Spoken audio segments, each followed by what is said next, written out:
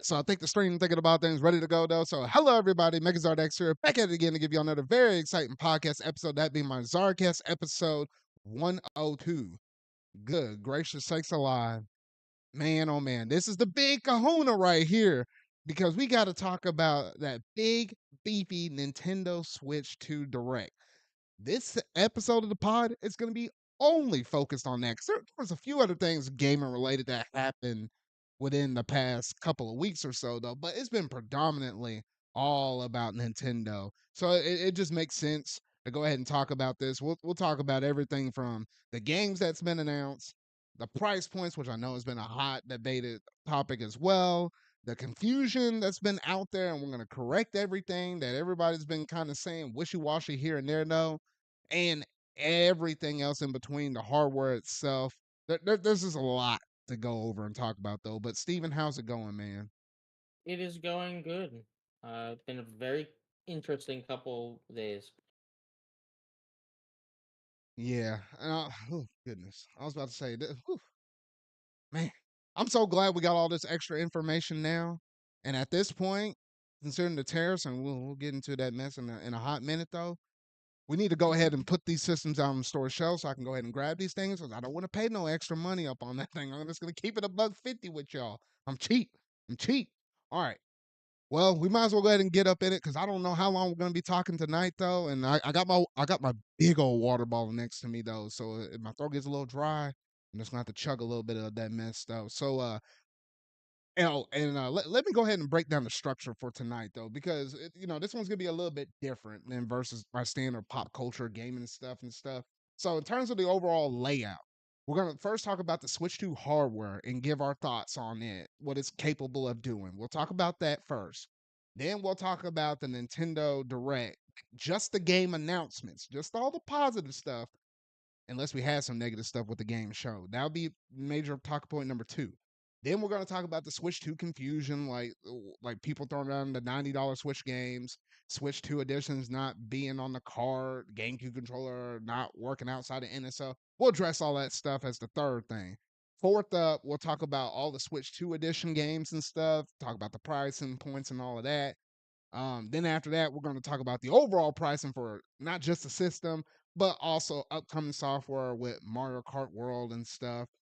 And then we get to the fun stuff towards the very tail end where, what we'll discuss about what we want to pick up and then give our overall impressions and then kind of wrap it up, squeeze it somewhere towards the end of the Mario Kart World Direct, since that's only going to happen in like what, a matter of a few days. Thank you, Steven, Four for days. reminding me on that. Yeah, 4 days from the time we're airing this pod. So I think it's gonna be a pretty stacked show, and it should be a pretty good one though. So without any further ado, let's go ahead and jump straight up into that first topic, that being the Switch 2 hardware and our thoughts.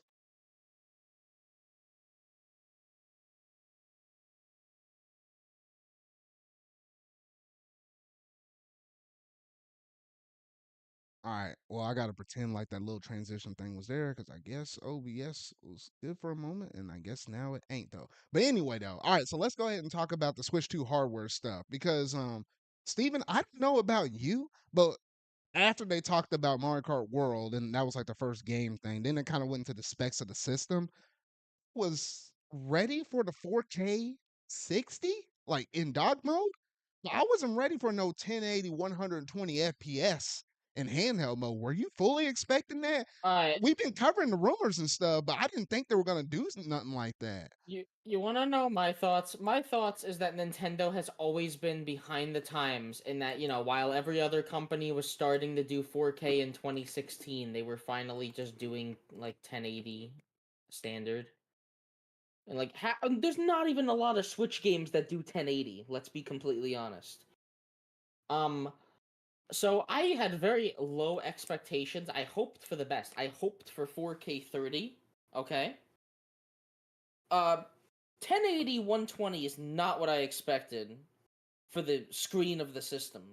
That is huge. That's really good. A lot of people were saying, "Oh, 1080, it's not that important for such a small screen." Yeah, it might not be a big deal, but 120 on top of that, like this thing's gonna be really nice to play in handheld, and I totally understand like why they're doing an LCD because with an OLED it'd probably be a lot more expensive.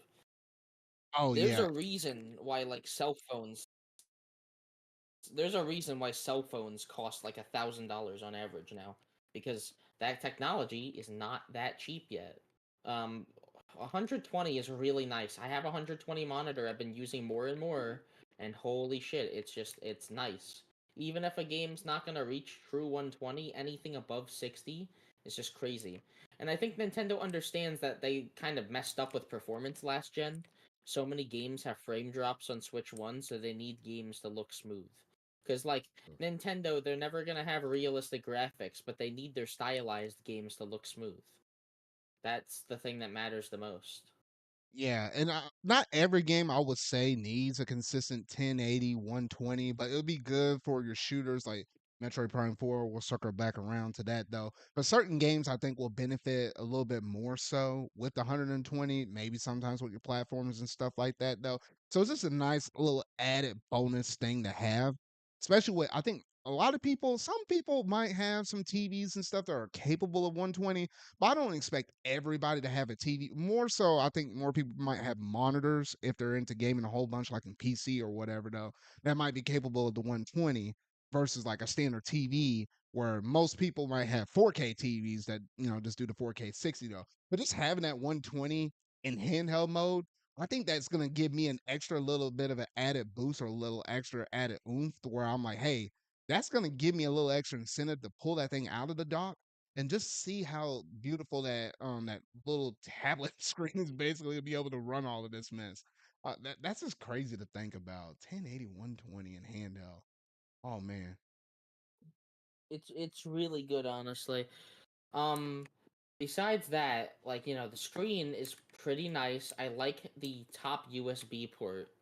It's small. It's a small thing, but like, it's just very useful for tabletop because a lot of people do play tabletop, and if you're playing with somebody, like, yeah, there you can buy an attachment that lets you charge it through the bottom port, but that's stupid. Yeah, that was my big major tidbit with the Like, Switch One. Is anytime you want to do that with tabletop and your battery was running low, it's like you either started playing in handheld or you had to oh, dock it. You couldn't really do a lot outside of well, that. that's another thing. Let's just say you were laying down with this thing, like resting on your body, like like the 3DS. You can charge that thing while laying down in bed. It's really easy. It kind of is like right where the 3DS charging port was, which is a perfect spot, by the way. And it being USB-C as well is nice. I just wonder if there's gonna be people that try to place the Switch into the dock upside down through that top Oh yeah, through USB the port, and if yeah. that even works. Mhm. Like placing the Switch upside down into the dock. Oh It'd be no, there funny if might you did. well no, I'm pretty sure that it might be based upon the little pins. Like, you know how on the regular Switch there's like little small little indentions where it charges. Yeah. So I think that that's just the way I was gonna do because it's like Maybe. you got to think about it. That fan shoots the air up through the top. You don't need that thing upside down and shooting it down and back through the Yeah. console again. And That'd be weird. people were partially right about them doing accessories with the top USB because you could put an accessory in while it's still docked, which they did show this in the hardware overview, the camera that you can buy for certain select games, which Yeah. the camera, it's a 1080p camera apparently from what we've seen, and you could buy like, I'm pretty sure just any USB camera might work, Yeah, because they but showed it Nintendo in the makes sure it's settings a nice. little bit, and they said, yeah, because I mean, we saw certain things like Hori come out with the Piranha Plant one, which I made a video on 480p. that one. That's 480p, so I recommend staying away from that mess. Go with the official or some It other thing. But it 480p might be Wii funny. generation, it's funny for the bit though, but no, we ain't going back to them 480p days. Like that's rough. No, I know. I'm just saying, like, for just this shitty 480p camera might be funny to play with friends, Mm, especially like with the icon, your icon showing up in the game yeah, sometimes. Either way, though, it's definitely the cheaper alternative for people that don't want to spend 50 on the camera. It's like 35, I think. It's yeah, it's just a nice display piece beyond that, honestly. Even just, just this little piranha plant that you can close the mouth on to hide the camera is just cute. Yeah. And And then also it seems oh, oh, I was oh, go ahead and finish your thought. all I was gonna say is that since the piranha plant plugs into the top USB and kind of rests on top of your Switch, it probably would be easier for handheld mode to use the piranha plant because you could have Oh, that I thing got you. hanging out of your Switch instead of, on this little stand. What were you gonna Maybe say that there? maybe that's what they were going for, just the handheld aspect, not really for the sake of docking it. I guess in Yeah. that regard, that kind of makes sense. Okay. Um. So yeah. So that was just a little bit with just a screen, some of the accessories that you can plug in on the top. That LCD screen is gonna be able to have some HDR support, which is pretty That I nice. didn't mention that. The Joy Cons, obviously, we already know they were magnetic. We already knew the SL, and SR buttons were going to be a little bit bigger. So I was like, okay, cool. Because having the Switch One Joy Cons in your hand, that just kind of sucked that it was just that much smaller. Larger control stick. The mouse controls, like that's official. Now we officially got to see that in action. It's Uh, nice. It's kind of interesting how they just kind of brush past it so quickly. It's like, yeah, you guys already know. Let's move on to the point. hmm, Either way, though, like a lot of people are saying, dude, mouses have been around for so long, this and that. Ah, yeah, but no console to at this point has like integrated it so seamlessly. You always have to buy like mouse add-ons and stuff like that.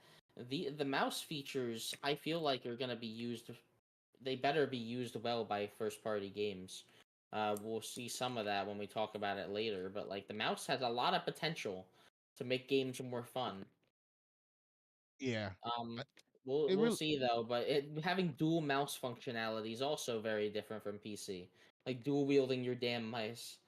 I guess no, I actually no, I hadn't even thought about that. Like I was just thinking in traditional way, holding the left Joy-Con is like you move around, which if you're thinking about PC wise, that would be like you having your left hand on the WASD but D buttons on your keyboard or whatever though. But now you just move a little joystick around and then your little mouse. So but actually dual wielding mouse. You know what? Actually, that might be a first. I mean, because we hadn't really seen that in PC games, or at least not that I can think of. So that is a little interesting. And then outside of the mouse controls, they did say that there's going to be microphone support up on this thing though, and they said the speakers themselves are going to be actually upgraded. There's going to be some clearer audio. There's like built-in 3D audio, and the built-in mic that's going to be sitting in the Switch itself, it's actually gonna have like some noise canceling tech up in there, stuff like what you normally see within like a Discord call or whatever though, which thankfully it really has to be good because if you're just docking that thing right next to your TV, you don't want it to pick up all that sound. Well, So yeah, and there's also the fact that it's gonna be on the other side. Like, they're since the mic is in the system and not in the controller, it's gotta be able to pick you up from the other side of the room. You'd hope. yeah, and that's the thing that well, yeah, if you're just playing with your Joy Cons, that's definitely going to be the case. It seems like you might have another roundabout way with the Pro controller, which they did show that off. And we'll probably talk about it here a little later on in the show though. Yeah. But that does have an audio jack at the bottom, so I'm assuming you could probably just plug up a headset because when they talked about the 3D audio and stuff, like I mean, how else are you going to really have your headphones on and experience God, that mess? So I'm like, if the hey. well, there are wireless headphones, which I bet will be supported. Like they added that to Switch later on. But the fact of the matter is, if this system, if the Pro controller has an audio jack, but it doesn't allow you to use like a mic attached to your headset, that'd be stupid. No, yeah. So I'm fully expecting that. They just probably didn't go into the fine details of it though. But that's like one of the few things I'll be testing out on day one. Um, so yeah, we got that. Obviously, they talked about the stand and stuff. Like we kind of already saw that in that first revealed trailer for the Switch 2. We already talked about the USB-C ports. 256 gigabytes for internal storage. That's like what did they say in the video, Steven? Like was that Eight 10, times. 8 times bigger than the traditional 32 that you got for the red box Switch? So that's good. At It's least nice. you got a little bit of wiggle Okay. room. Here's the thing. It's a lot better than people are giving it credit for Nintendo's own games. You'll be able to. A lot. Just think about it. Not a lot of people buy as many games as we buy. Like for a lot of people, this will hold their entire Switch One library plus change. And especially since Nintendo is definitely making a more digital push this generation, I understand them wanting to put more storage into this thing. People Yeah. may say it's not a lot, but at the same time, you gotta think about it proportionately. Like Mario Kart, I think is it Mario Kart takes up about 25 to 30 gigabytes. We're gonna say 30 to be safe. Oh Mario no, Kart no, takes Mario Kart World I think was like just a little over 20 gigs, but not quite hitting Alright, 25. well, we're gonna say 30 just to be safe. Let's just say hypothetically, if the game took up 30 gigabytes, that's not even that's like maybe a little more than a tenth of your storage. You still have plenty of room to get other games. While, on a PS5, half of those games take up 100 gigabytes or more. I'm filling up just as much storage. I'm only able to have like 10 games on my PS5's storage at a time. And especially since the discs still make me download the full game, no, Switch is doing it better because remember, I think I told you this, most of my Switch collection from like 2023 onwards is physical. Oh yeah, So like I looked up Mario Kart World. It's actually at 23.4 gigabytes. yeah, but that internal storage will be going entirely to my Switch 2 games that I get like on the eShop. So I'm sure that I'll be fine. And they did say that if you want more storage, you can get micro SD Express, which a lot of people kind of are mad they have to get new SD cards, but this is what people wanted. They wanted higher speeds and faster, games. They wanted Nintendo to get with the times. Yeah, This is how and I was telling people for the longest time, what was it? It was back in November, December when I started first seeing these Samsung Express cards go up on the market like on Amazon and stuff. I was like, why the heck we have a whole nother micro SD? And I'm like, I started putting two and two together because I started looking that up and I was like, they're saying the speeds on this is almost just as equivalent as you trying to download or read files back and forth, like equivalent on the speed of an SSD, which right now is running in your Xbox Series systems, your PlayStation 5s and stuff. And I was yeah. like, you know what? Watch Nintendo say you have to use these to play your Switch 2 games. I didn't know how they were going to handle Switch 1 games, but they came out and said in a little finer print that, hey, even if you have Switch 1 games, when you stick a micro SD card up into the Switch 2, it has to be express across the board, though. Well, I So think if you you're can if you transfer from an old one. You can transfer from an old one, yeah, maybe. But in terms of you using certain games with that SD card you plug in, it has to be expressed no matter what. Yeah. You can use a standard micro SD card to get video footage, screenshots off of it though, but nothing gaming related can be done with a standard micro SD card. That's Which what it is has nice. up in the website. Yeah. It alleviates the issue of like the internal storage. You could transfer from your old micro SD to the internal storage. It probably is a little faster than like downloading all of the games off of the eShop again. Because what I'm assuming, you just connect your Nintendo account, you'll be able to download your Switch games. Oh yeah, yeah. Probably there might be some kind of transfer process that they hadn't even talked about yet with your accounts and stuff, to where they might allow you. Well, I think no, I thought I remember seeing something about where it says it'll copy most of your data over, but it won't completely delete some of your stuff on your original Switch One. There's some exceptions with like what was it, Animal Crossing with the island and whatever though, but it's Probably some weird Pokemon. stuff. And then Pokemon might do a little weird thing though too, so there's gonna Well, be a yeah. few exceptions up in there, but I think they're gonna make it a somewhat seamless process. If I had to make a guess, Pokemon's not going to transfer over because they want you to buy home. Well, no, no, no. I mean, transfer. They'll probably send the save data over to your Switch Two and then delete it off the other one. Whereas other Well, that's what games, I'm they'll saying. probably, Yeah. well, yeah, they'll keep it on both systems. Yeah, It's either that or they will force you to use home in order to transfer the Switch to, yeah, which would be kind of dumb. Like if I played Pokemon Scarlet and Violet on Switch 1 and then I wanted to enjoy enhancements from Switch 2, I'm hoping I can just transfer my save to the next system. yeah. No, yeah, because that has to be a must because the stuff is still backwards compatible. We still know that this stuff is still working with Switch One games as well. But yeah, I think that's it for the storage. And then there's only a few other things. One being we know the dock is now capable of 4K, and with it Holy shit. being able to do that, they have a built-in fan in the dock itself. And all I gotta say to that is thank you, thank you, thank you, Nintendo, because look here. Y'all might have known, I think I said this oh gosh, I don't know how many episodes it was in the pod series though, but my original Switch one, day one Switch, that sucker just overheated and it died right before the events of COVID. Maybe it caught COVID before COVID became big or whatever though. And that thing was overheating. I had to put another fan on top of it. And I ran that mess for as long as I possibly could until I got like the Monster Hunter Rise Switch Edition one though. So hey, the extra fan up in the dock that should keep things nice and cool. Thank goodness. And then even on the dock itself, what you got the traditional power port, one USB, and the Ethernet port up in there. So at least Yeah. they giving that to you day one. Well, I think are there not USB ports on the side of it like the Yeah, original dock yeah. had? There's two on the side There's like the the original power, one. HDMI, LAN, and then the two on the side. Yeah. Yeah. All Oh, right. yeah. Yeah, so we only get 2 USB sports.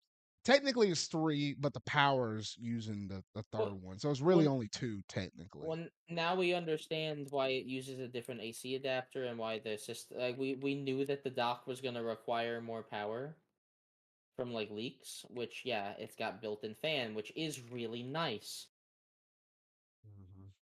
4K output, man. I know it's DLSS. I know it's upscaled 4K. It's still gonna look really nice, and it still like is something that Nintendo usually would never do. You know, Nintendo usually never goes into specs during these.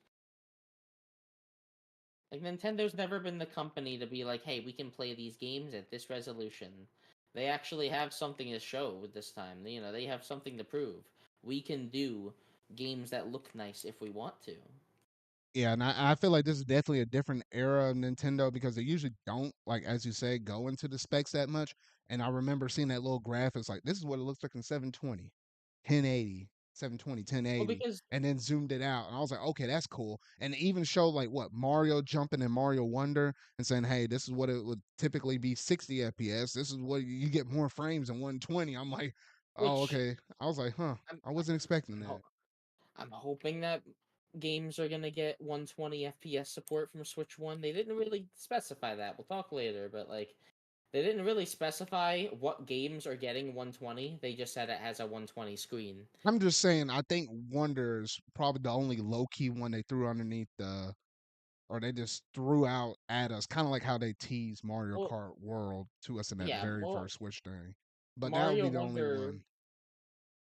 Mario Wonder is the game that they showed in the original Switch 2 reveal, like when they were showing backwards compatibility.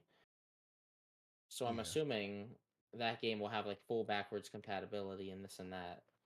yeah. But I, Either way, though, the everything with the dock looks really nice, and I'm glad Nintendo's up the standards finally. yeah. So I think that's pretty much it in terms of the hardware itself. We kind of nitpicked it. There's some good vast improvements up on this thing. I'm looking forward to just being able to hold some bigger Joy Cons. Gosh dang it though. And I think that 120 FPS, I think that's just going to do some beautiful wonders. I like HDR. I'm glad they didn't have to do the whole ray tracing thing because I really can't tell the difference with ray tracing. But I can tell the difference with Um, HDR. HDR, I can tell, but the ray tracing, I'm like, I know it's reflections and stuff. But I don't really feel like that's that important. But I whatever. I'm gonna check this quick. I swear Nvidia said that the system supports ray tracing. They may have said it though, and if they did, then I guess Nintendo didn't call it out or anything. They felt like it was more Okay, important to mention HDR. yeah, so it will have RT cores enabling real-time ray tracing, which Nvidia themselves confirms this. I'm assuming Nintendo didn't show it because they are not going to use it that much. It's either that or they don't have any games yet they want to showcase it with, which Yeah, is it's either one weird. of those couple of things, or they'll definitely let third parties do it if they want. But Or yeah, Nintendo could be thinking like us. They could just see ray tracing as like a buzzword that it's not something you should advertise. You should just show it. You Mm, should just make your games look nicer and not advertise ray tracing as like this big thing, which is my take on it. I don't think ray tracing is really something that people should go all crazy for. It's just a nice little thing that makes the games look slightly better. yeah. Besides that, everything with specs, I am pleasantly surprised by. What do you think? No, yeah. This was pretty much what I was expecting for the most part, going off of like the rumor mill and all of that stuff. Just pleasantly surprised with the 120 and everything else, even storage size, that kind of checks out and stuff. So overall, I'm pretty impressed with the technology that we managed to get up in the Switch 2. It just seems like it's just a nice proper upgrade. It's very akin to like my Asus ROG Ally, what it's able to do, but I feel like it's technically going to be able to do a lot more, especially given the price, which we'll talk about the price a little Well, later on in the show. I think it has the same screen, 1080 120. Yeah, same thing, 1080 120. And how much was that thing? Shoot, that thing was like 600 ish. Well, yeah, I know you got it like a year, like 2 years ago, but damn, yeah. Not going in the price yet, obviously, but Nintendo is definitely delivering more than what I expected from them. Yeah. So overall, I'm genuinely impressed with this. Hats off to you, Nintendo. It seems like, especially when they showed off the dudes that were kind of the leads behind some of the departments that were kind of spearheading the Switch 2 design and all of that stuff. Like they had some younger dudes up on the thing though too, so I could just tell that the older people at Nintendo was kind of giving the reins down to some of their younger generations though. So that's kind of nice and refreshing to see some a little more youthful people up in there versus just the old heads that we kind of already know that work there at that company. But outside of that, that's pretty much it in terms of just all the hardware specs stuff, though. So now we're gonna go ahead and flip it on over to the Nintendo Direct and all the gaming announcements. Alrighty, so man, that Nintendo Direct, we're just gonna only talk about the good stuff, just the announcements, nothing negative, unless one of the games just happened to look bad or whatever. Though, Steven, you said you got that list pulled up in front of you, right? I had it. I don't know where my tab went. I'm Oh finding it. shoot. Well, anyway, though, I do know We what can they talk started about the it main off with. one. Yeah. Yeah, Mario Kart World. That's the way to kick off this presentation right here because oh shoot. We all knew it was coming. So Nintendo's like, we're not even gonna play around with this mess. We're just gonna go ahead and have at it. And they just gave us that trailer. And I was looking at that mess and I was like, okay, this is nice and refreshing, right? We're coming off of 8 Deluxe. We've been playing that mess for the better part of over a decade since the Wii U era. A lot of people got burnt out up on that mess during the life cycle of 8 Deluxe. Sure, we got DLC along the way that kind of refreshed it a little bit, though. But everybody was wondering, what's going to be the next brand new thing now. And when they finally showed off all those different courses and stuff, I was like, man, this is looking beautiful. Like, I was like, man, all these environments look great. But then when they panned it all the way out and showed that Nintendo World logo, on the world map, I was like, wait a gosh dang second. I was like, wait, weren't we just over here in this area? And it looks like it kind of connects like a world map. I was like, what the freak? And then they started going off and showing how this is an open world Mario Kart game. You can drive wherever you want, off road and free roam stuff.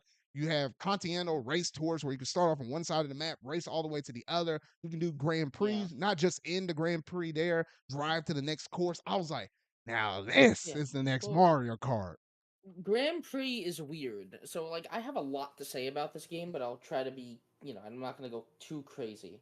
But Grand Prix to me is really weird because so far from what we've seen, the first course is going to be very simple. First course is going to be what you're used to, 3 laps. But then every other course is going to be 2 laps driving there and then 1 lap around the course, which is interesting. You it's some people are kind of like some people are saying that they don't like that like I wish it would just be racing on all 4 courses. I think driving to the next course is pretty fun and actually makes it feel like an event. Like Yeah, Grand Prix should feel like an event. If you want to play these courses, all of these courses will support 3 laps. You can play them all, I'm assuming in time trials the game will have, and you can I play think them I at 3 think, laps perfectly fine. and We're going from to what I find out heard, more. Yeah, because what I heard from some people that had the hands-on experiences, like, people are able to go around where they've been the New York location. I think there's one over in California. There's gonna be one in Texas, and then some other places around the world. They said that you can still do the traditional 3 laps in a Grand Prix, and then automatically lets you move it over. So it's gonna be kind of like if you think like Smash Brothers or whatever, though, like you'll have like a new version and you'll have classic Yeah. mode. I don't know if they're gonna dub it like that though, but I imagine there's gonna be some kind of Well, terminology used between the two different styles of play. I think there will just be a toggle to turn off intermissions, which by the way, we've seen what like the menu looks like for when you're playing with friends and you can adjust like intermissions. We've seen an Yeah. intermissions tab. So I'm assuming you can just turn them off for if you want to play like a certain amount of races with friends. You don't got to pick a certain path. You could just pick the 4 courses. Oh yeah, It's because in sometimes, yeah, because you're right. Because sometimes, like, how like you want to do the best of 4 races, so you might want to choose 4 completely different courses from scattered around the world, but you wouldn't be able to necessarily have it all interconnect like a Grand Prix new style format. That wouldn't make any sense. So yeah, well, that makes perfect sense. there are some courses that are quite far away that are connected. But like there's not many that go like crazy far. Like there's just enough to where every course connects to every other course around it. For example, I think Peach Stadium, which is in the middle of the map, connects to like 11 other courses. There are Yeah. 11 paths leading out of it. So it just makes it feel like a world. It makes it feel a lot more complete. It's a nice like complete area. All of these places are there. Like, you travel around the world. It reminds me of Mario Sunshine. We've seen that in the distance you can see other tracks. You could be racing on a track or on the highway or driving to a track and just see it coming up in the distance. And I think that's so cool, honestly. Um Besides that, the other features in this game definitely just make it feel more like, I guess, more adventurous would be the word, more lively. Grinding on rails is such a cool ass thing that I don't know why they haven't done yet. Maybe Oh because they shoot. just like I don't know. It's really fun looking. It looks like you're gonna be able to take a lot of tight turns because Mario Kart's all about making those tight turns for like the time trials, and it looks like rail grinding might be a slower alternative, but takes you around a tighter path. And we've seen, I don't know if you've seen gameplay. We've seen a ton of like shortcuts that you can only reach by rail grinding, which definitely widens up the tracks for 24. Yeah, because I was about to say, because when you have 24 erasers up on this thing, you only have usually so much space. Like if you were thinking about to the size of a course in even a game like 8 Deluxe, like they have to widen the road just a little bit though, but it kind of makes sense with all the grinding spots now. So that way you can be kind of a little bit out of the way of people racing by with a bunch of bullet Yeah. bills and star powers or whatever. And the mega mushroom thing is back now too. So some people are gonna be streamlining and trucking a lot of people though. But yeah, it opens up a lot of different possibilities with that, and even doing the grinding off of the walls themselves and going back and forth. I looked at that mess, I was like, that's crazy because you could use that as a way to kind of dodge crap that's thrown around on the course like a red shell. Imagine it's homing in on you and you trick out on the side of the wall. You might be able to completely dodge certain items You depending on the can. way how you can execute that mess. So that's really cool. And then also, what was it? Depending on the way how you get hit or you hit somebody or something, sometimes you won't just completely trip out and like just flip all your mess and lose all your speed. You might just get knocked down just a little bit, just bumped or shoved a little bit, but you still got a lot more momentum than what you kind of Yeah. did. Almost kind of like to the N64 days, because when you got spun out by a banana, you didn't lose all of your speed. So I feel like they're pulling a Well, little bit of stuff from that. And then oh gosh, there was one oh, and also this is the one last thing I think I can say. I think I saw this clip today, to be honest though. But there was somebody racing and they were racing on top of like a water path. Oh, and that leads to a few other things I just thought about. But anyway, they're racing on top of a water path, and someone got hit by a blue shell, and it caused a ripple wave in the ocean where you could even trick off of that and then speed past somebody. yeah. It's just crazy stuff like that. We wave race now. Yeah. Hey, you know what? They should put out a new wave race Well, on this either system. It way, looked beautiful. Anyway, yeah, this it looks really cool, honestly, what they're doing. And that's another thing. The fact that like there are select courses that will be like near the water. Like there are you can swim obviously over the water, I think it is. You skim over the water instead of like going underwater like the last few games, which personally like more. Like the jet ski type of thing. It might control a little differently. It reminds me of Sonic Racing Transformed, which I really love that game, but it also probably provides for more interesting like design, like just skimming over the water and having like obstacles in your way there. I don't know, driving underneath, like under the water, just felt the same, if not slower than regular driving. I didn't necessarily like the underwater sections in most courses. Um, Besides that though, the wall riding, like the wall jumping we see in the trailer, it looks a little iffy. I don't really know if a lot. I hope the tracks are designed around it. I hope there are some cool walls that you can like ride all the way up to and then get to a cool shortcut. I think like time trial runners are gonna go crazy with this game, Oh yeah, no, which because is really fun. there's gonna be so many different paths to meander around and figure out what's the actual most optimal. And Yeah, they're gonna find what's the shortest way to get through these courses. But yeah, yeah. And then another thing about this game, the course selection and like the designs of the courses, I really like. It looks there's so many like cool ideas they're doing for courses, so many old courses they're bringing back that I really like. I'll just go through a list right here real quick of some of the returning courses. Toad's Factory from Wii, Wario music slaps Stadium, Wario Stadium and Choco Mountain presumably from 64. Airship Fortress from DS, my fucking goat. Okay? The best course. Wario Shipyard from 3DS, DK Pass from DS, Moo Moo Meadows is back again, which is funny. again. Mhm. Dino Jungle from Double Dash is a really nice addition. That one's nice. They've overhauled that track a bunch and they've added more dinosaurs to it, which is Hey, cool. more dinosaurs, better. Yeah, Koopa Troopa Beach, which I don't know if it's the one from SNES or if it's the one from N64. It's nice though to see. Peach Beach from Double Dash is really nice. We haven't seen that one since Wii, and they've kind of integrated the water riding into it more. Hmm. Because you would just go over the water and like Double Dash, Oh but now yeah, you actually just skim for a across little it. bit or jump the And bridge then a little bit. Yeah. I missed one or two, but like Sky High Sunday from Tour is coming back, which was the sweets themed course. I like that one. That was one of my favorite ones from It the was DLC. the actual design of it was like a fucking oval. It wasn't really that fun to play on, but they've overhauled it a lot. They've added a ton more grind rails and a lot more of like an open path in it. So I'm excited for that one. Um, the main theme is that like this whole island is kind of like separated into different regions.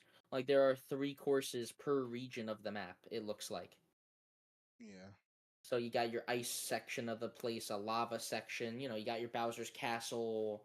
This and if we're talking about original courses, they all look pretty fun. I'm assuming you've seen the DK one, like the DK spaceport, where it kind of looks like the original Donkey Kong stage, and you're climbing up and dodging Oh barrels on yeah, your yeah, way yeah. up. That one was cool because I think the Treehouse actually showed that one off. So That one's fun. that one was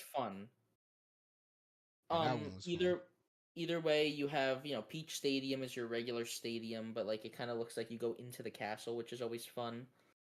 Um, there's like that weird question mark block, like ruins area in the sky. Looks fun. There's one that's just the Comet Observatory, basically from Mario Galaxy. Do you remember that one? Uh, well, I mean Mario Galaxy, yeah, but I don't remember a Well, course just that was kind of like that. there's a course that looks just like the Comet Observatory from Mario Galaxy. It looks really cool. Hmm. And then there's one quick shot in the trailer of like a Boo. It's called Boo Cinema. It's like this ghost themed like movie theater set or something like that. Like you ride on film reels and stuff. Yeah, so I mean that was a good glimpse of all of the stuff, and it's been nice being able to see all the people's experiences around these play testing things from around the world, because that's where we've been able to see a little more extra footage outside of what they show for Treehouse for some of these select games, though. But yeah, we'll have a lot more to talk about with Mario Kart when they show off that direct, which I'm gonna go ahead and throw it out there. They're probably gonna showcase off a hidden single player campaign thing though. But Yeah, that was the one other thing I wanted to mention is that they very quickly showed us free roam, which we don't know much about free roam yet. We know that there will be collectibles. We see at the bottom of one of the things like question mark blocks, P switches, and like these coins are going to be some collectibles you can find in free roam. There's also, I think, you can unlock outfits and like you can see the characters and you can see a certain amount of outfits in free roam. And then there's this one shot in the trailer where you see Nabbit just in the open world without a cart. So I'm assuming there might be side quests like escort him somewhere, or do this or do that. But I think the free roam will be its own mode where you just practice and explore, and then I think you're right.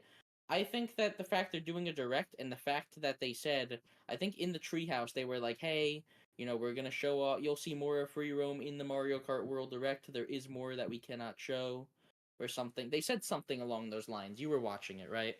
yeah, And yeah, I think single player. I think it'd be cool if we actually get a single player with like bosses and maybe kind of really like mission mode in Mario Kart DS again, because that would really add to this game's value. A lot of people said a lot of people were saying, "Oh, there's not going to really be a big single player experience at launch," which I think Nintendo knows that, and they're going to try to make Mario Kart your end all be all. A nice replayable single player, time trials that you can practice on, and then multiplayer with friends, which yeah. you can explore the open world like the free roam online. So I hope there's a decent amount to do in it. Yeah, and I imagine there probably will be. And Steven, I'm already looking at the time, man. We ain't gonna have Well, time to squeeze all of this to be mess up if we fair, keep talking about Mario Kart, oh, which we're gonna be talking about all in the right, next all episode because right. we got another direct. Yes, I don't really plan on talking about the third part. Like a lot of the third parties we're gonna skim through, but I felt like we had to give Mario Kart, the limelight it deserves, especially because this is our launch title, as we were all predicting. Yep. This is our big Switch 2 launch title, which the system releases on June 5th. Which I was so goddamn close, Zard. I was saying June 12th. Hey, close enough ain't gonna do it. I know. Either way, Mario Kart is looking amazing. I went this whole time without mentioning the roster, which we'll talk about next time, I guess. Oh yeah, no, Cow. because that stupid cow, man. Too much stuff on that cow, man. All right, anyway, though. All right, so that was it in terms of the first major announcement for a game title. Um, we kind of alluded to it with the hardware though, but we do got to mention it a little briefly. It's not necessarily a game, but it's related with games. What you're able to do, the whole game chat thing, like that was what the C button was all centered around. So it actually kind of showcased off a bunch of people. It literally just looked like Discord on your Switch 2 system or whatever though. They weren't afraid to show that mess with the other people's cameras down there below with like running at 10 FPS though. But I figured out in some of the interviews and stuff because Nintendo did those little asset developer stuff that's on their website. You can read up on that mess though. But they were trying to allocate and put more power into the game you're playing. They were prioritizing that over, obviously you wouldn't be actively trying to watch somebody else's screen while you're still trying to do something unless you pause the game or something like that though. So it kind of made sense though. But I'm glad we kind of all had a good guess on what that C button is. So I feel like it's not too far off from what we're Yeah. expecting. Was it for I you, Steven, or that was kind of in the ballpark? So I was really heading with the community idea, just that you'd be able to like chat with people, like text chat and this and that. But it does look like it will be strictly game chat with strictly friends, which maybe Nintendo does know that, let's be honest, you don't really need a giant like community Miiverse type of thing because social media exists. As much as people say they want Miiverse, are they really gonna use it? I No, don't know. not really. That's my take. I think game chat is a nice idea. Having this, a lot of people are gonna use Discord anyway, but not everyone is. A lot of people just want to talk to their friends. That let's just say that you have a friend that doesn't have Discord, or it's a friend that you met in Smash Bros. You can invite him to a game chat and talk to them. Maybe you could get their Discord info. Maybe you could, do this or do that. It just allows for more ways to communicate with your Switch friends. Because literally the only way that I could communicate with my Switch friends was to like invite them to a game and like maybe name the lobby a certain like code, or I'd have to have a short enough name to where my Discord tag could fit into 10 characters, which is dumb. And they got rid of the Discord tags. So if you want to try to invite someone to a Discord server that like you had a fun game with them in Smash or something, you can't even do that. Yeah. It's difficult. And now with game chat, not and we also have the video chat with the camera, which I think is really cool. Honestly, it's a little primitive. Obviously, Nintendo's finally getting to this. We had Wii U, was it Wii U video chat we had? But this Oh is yeah, going to be a lot more that was the practical, last one. Yeah, that was the last one I think we had. and it's going to be fun. It's definitely built for families. If you have like maybe two people, you can have two people on one side of the world on their camera playing with two other people on the other side of the world. There are a lot of games that support like two people on the same system going online. It's definitely really nice for families, I bet. I'm not going to use it much, but I will be using it for one feature in particular, screen sharing, which is definitely not what I expected from Nintendo. I'm hoping that they fix the frame rate cuz the frame rate was a little choppy, but I'm hoping that you could like maybe if you're not playing a game, it will be less intensive and you can like the frame rate will smooth out. I don't know. Maybe if you're on the home menu and they're playing a game, it will smooth out. Even if it is a slightly choppy frame rate on the screen sharing, it's still really nice to see frame like four different screens at once while you're playing. You could see, hey, my friend died in Splatoon right here. Let me go. Let me stay away from that area or go avenge him. I You know, don't know. it, You got to go avenge that boy. You don't you stay know what away from that. Anyway. it's definitely really nice. It doesn't even have to be a Nintendo game. Let's just say that a bunch of people were playing Minecraft. You can easily see where everyone is, and you're in the voice chat and all that. Like a lot of people that don't have capture cards are gonna get a lot of mileage out of this too, being Yeah. able to share what they're doing on their Switch with their friends. We could, let's just say we could just be hanging out. You could be playing Mario and Luigi. I could be playing Smash Ultimate, and then two other people could be playing something else. They could be in a lobby playing a game, and they could just look to the side and be like, "Oh shit, he just got a moon in Mario Odyssey. That's cool." I don't remember where I saw this. Apparently, game chat allows up to 12 people in a chat at once. Oh Is no, that what I saw? that was on their website. Yeah, so you might not be able to view that many I don't active know. I video think screens, but you'll be able to actually talk with that many people at once. Yes. if I had to guess, you can probably choose whose video feed you want to bring up if there's too many people in the lobby. Either way though, that is really nice. I like that. Um it's just a nice feature. The C button definitely is uh important enough to where like I understand why it's on this Pro controller and the GameCube controller as well. It's definitely there's something they're trying to push this generation is better connectivity, which the system better have good online if they want to push this nonsense. Oh yeah, no, it definitely has to. Like there's no roundabout way of kind of getting about it though. But no, the system has to. All right, so I think outside of that's it for the game chat stuff. It's nice that you're going to be able to almost DS download play some of this, a certain select amount Yes, of Switch that. games as well, which they kind of brush over it really quickly though. But like for example, a game like Clubhouse Games, you're able to do that as well. So that's really Oh cool. yeah, So you that's don't have nice. to have four people with the same game. It just only really takes one. And I think that people that are on Switch ones can receive the game, but not like oh maybe that was with local. That might have been with local. I don't know. Some of that Either stuff will way, apply with Switch One people as well, not just on the Switch some of Two. it will. It's on their website. There's a lot of stuff they had to clarify. It was a big leap for them this generation. Yeah. Either way, though, I am very happy with that feature, and I hope they support a lot of games with it going forward. Um, we will see though. 3D World is cool because it's a $60 game. Like Nintendo's first parties never going on sale is definitely the best part about this. I can show off 3D World to a bunch of my friends, or we can play Bowser's Fury online co-op for the first time. You can't do Bowser's Fury online with co-op because I guess the way that I see it, Zard, the game is gonna be acting like it's local play, but it's actually gonna be like online. It's like Steam Remote Play.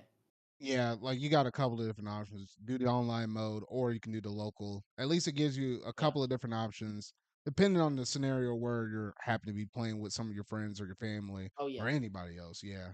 And I hope they're not gonna do this. I know they're not gonna do this. It would be really cool if they did it with Mario Party.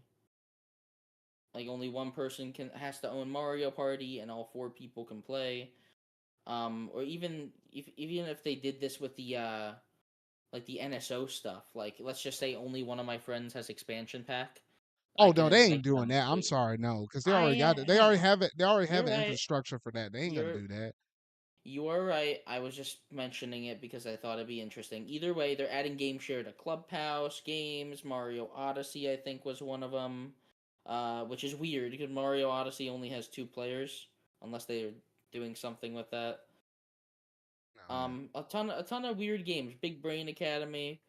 That's a very interesting topic. And what other games do you think they could add that to? I'm trying to think of local co-op games that would work really well with game share. I can think I of like ca- Yoshi's Crafted World has two-player co-op. I'm just trying to think of games that have local co-op. Donkey Kong Country, Tropical Freeze, and Returns. I don't know. Yeah, I mean, there's a few other ones. I mean, that they could probably do it with, but I wouldn't expect them to go too crazy with Switch ones. I imagine there might be Yeah, 5 or 6 other games, and they'll probably trickle those out a little over time, and then I they'll just think call it a day. I think Arms was on the list of games that are getting updates. I don't know if it was part of the game share list or just a regular No, that was just updates list. Switch 2 updates, basically. Yeah, we will see. I think game share is a cool feature. I didn't expect to be talking about it for a while, but like I said, that's another thing for people that aren't like people that aren't like playing these games frequently or buying every single game like myself. That's going to be really nice because you could introduce a new game to some of your friends. Yeah. And then And next up, I think outside of the game sharing or the game chat, everything related with that C button, because there was a lot of stuff to unpack in that one. The next Nintendo game we managed to get was, oh gosh, what was, yeah, the welcome tour thing, which uh, we're not gonna talk about the price. All right. I'm We ain't not. gonna talk about the fact it's not a packing game, all right? We're just gonna talk about the game itself. And gosh dang it. Well, it's kind of hard to talk about this one about the negative stuff. I mean, yes, it's kind of cool how they'll go through and show off like what I think some people said they show off a game like Mario Brothers or whatever, and it starts off in a small screen and they expand it to make it look like it's basically at 4K, or they'll play a game at a lower frame rate and increase it all the way up to 120 on whatever TV or monitor you have it hooked up to.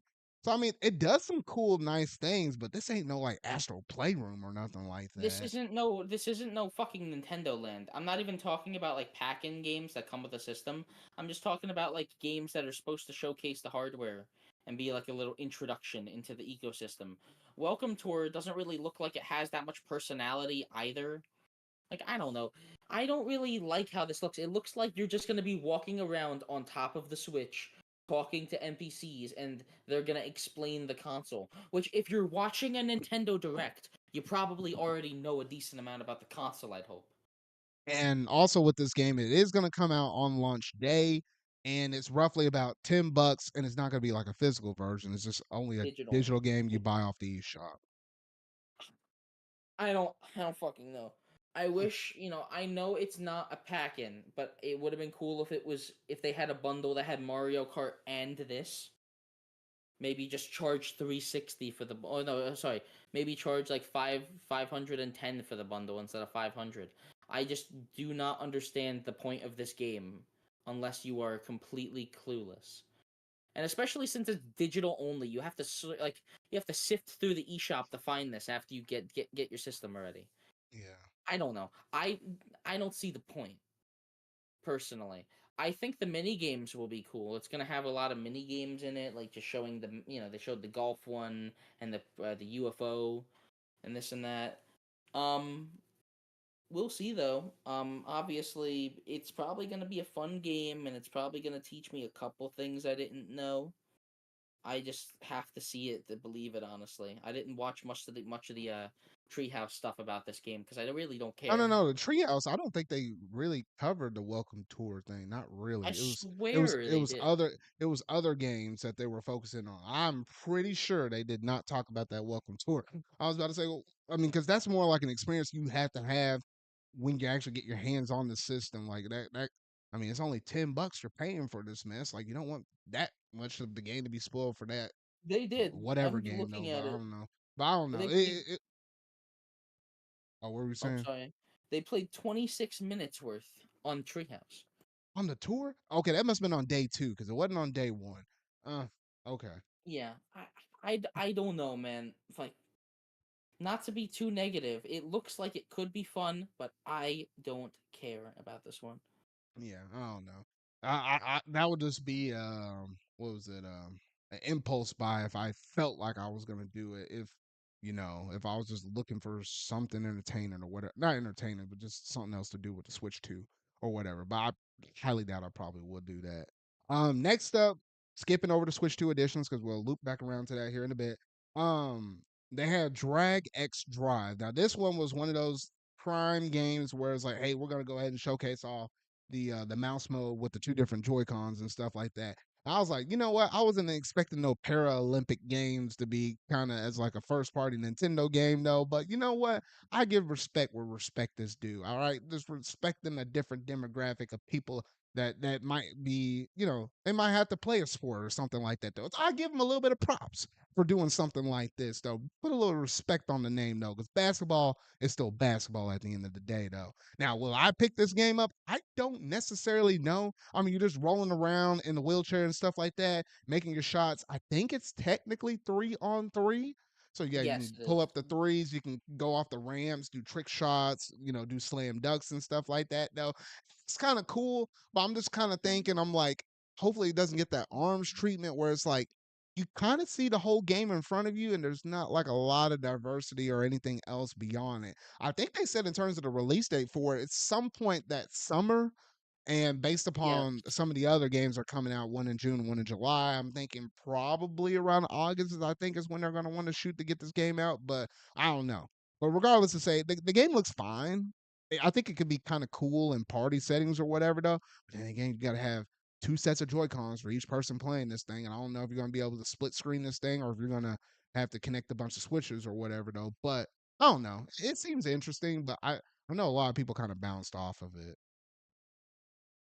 Yeah, it's interesting. I'm just like looking at some like footage right now for Dragon Drive, which I thought it was Drag X Drive at first. No, It yeah.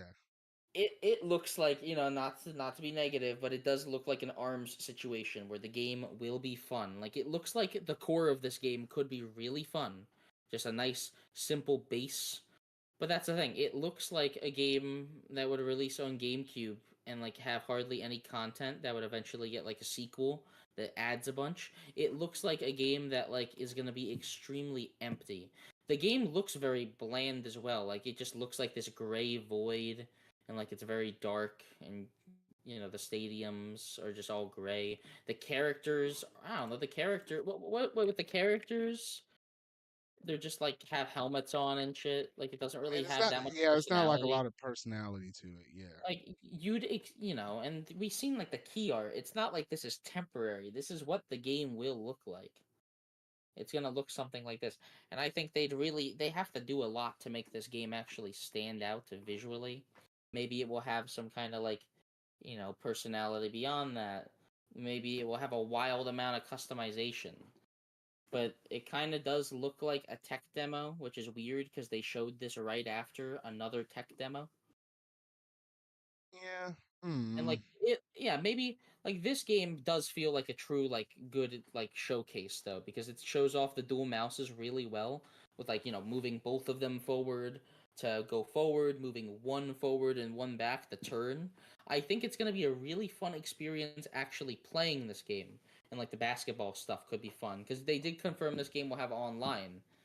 I just don't think it's gonna be the type of game that will stick like for a while. You're gonna play it for a couple hours, and then probably not gonna play it for like another 5 years until they add Dragon Driver to Smash. or something like that. Yeah, you're probably right. I don't know. It could be fun though. I'm gonna keep my eye on it. It better, we're not gonna talk about prices, but like, I hope this isn't priced like that high. Yeah. So yeah, so that was it for Drag. I'm still gonna call this thing Drag X Drive, whatever. But that was it for that. Then they kind of went into their third party spill of the show, in which we'll just briefly go over this. Like they started off with Elden Ring, which I was like, I think everybody and their mom was kind of predicting that that That's might be at the show, and it happened to be the case. It was the very first one, so they're out kicking on all cylinders for that one. Then a they have really good start. Like yeah. that's the like signature game, and it will have the DLC included in the tarnished edition. That's called. Yeah. And then they also confirmed Final Fantasy VII Remake Intergrade along with Rebirth. They're both coming at some point in the future though.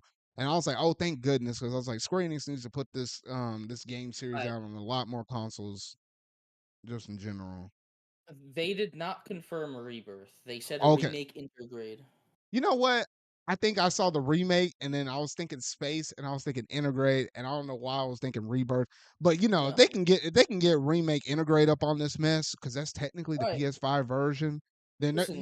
rebirth will be coming, but I guess they don't want to get the horses ahead Okay. of the race. Rebirth is absolutely coming. Rebirth can run on fucking Steam Deck, Zard.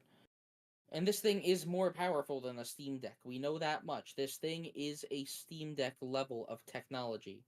So, yes, I think Rebirth will be coming eventually. They probably just have to either they want to wait on it to add a little bit of time in between, because you remember part 3 is not even out yet.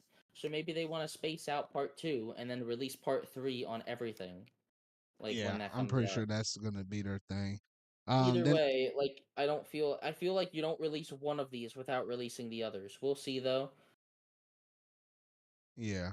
And then outside of that, they had Cyberpunk 2077 coming over. They had Street Fighter 6, which is Years the 1 and 2 edition.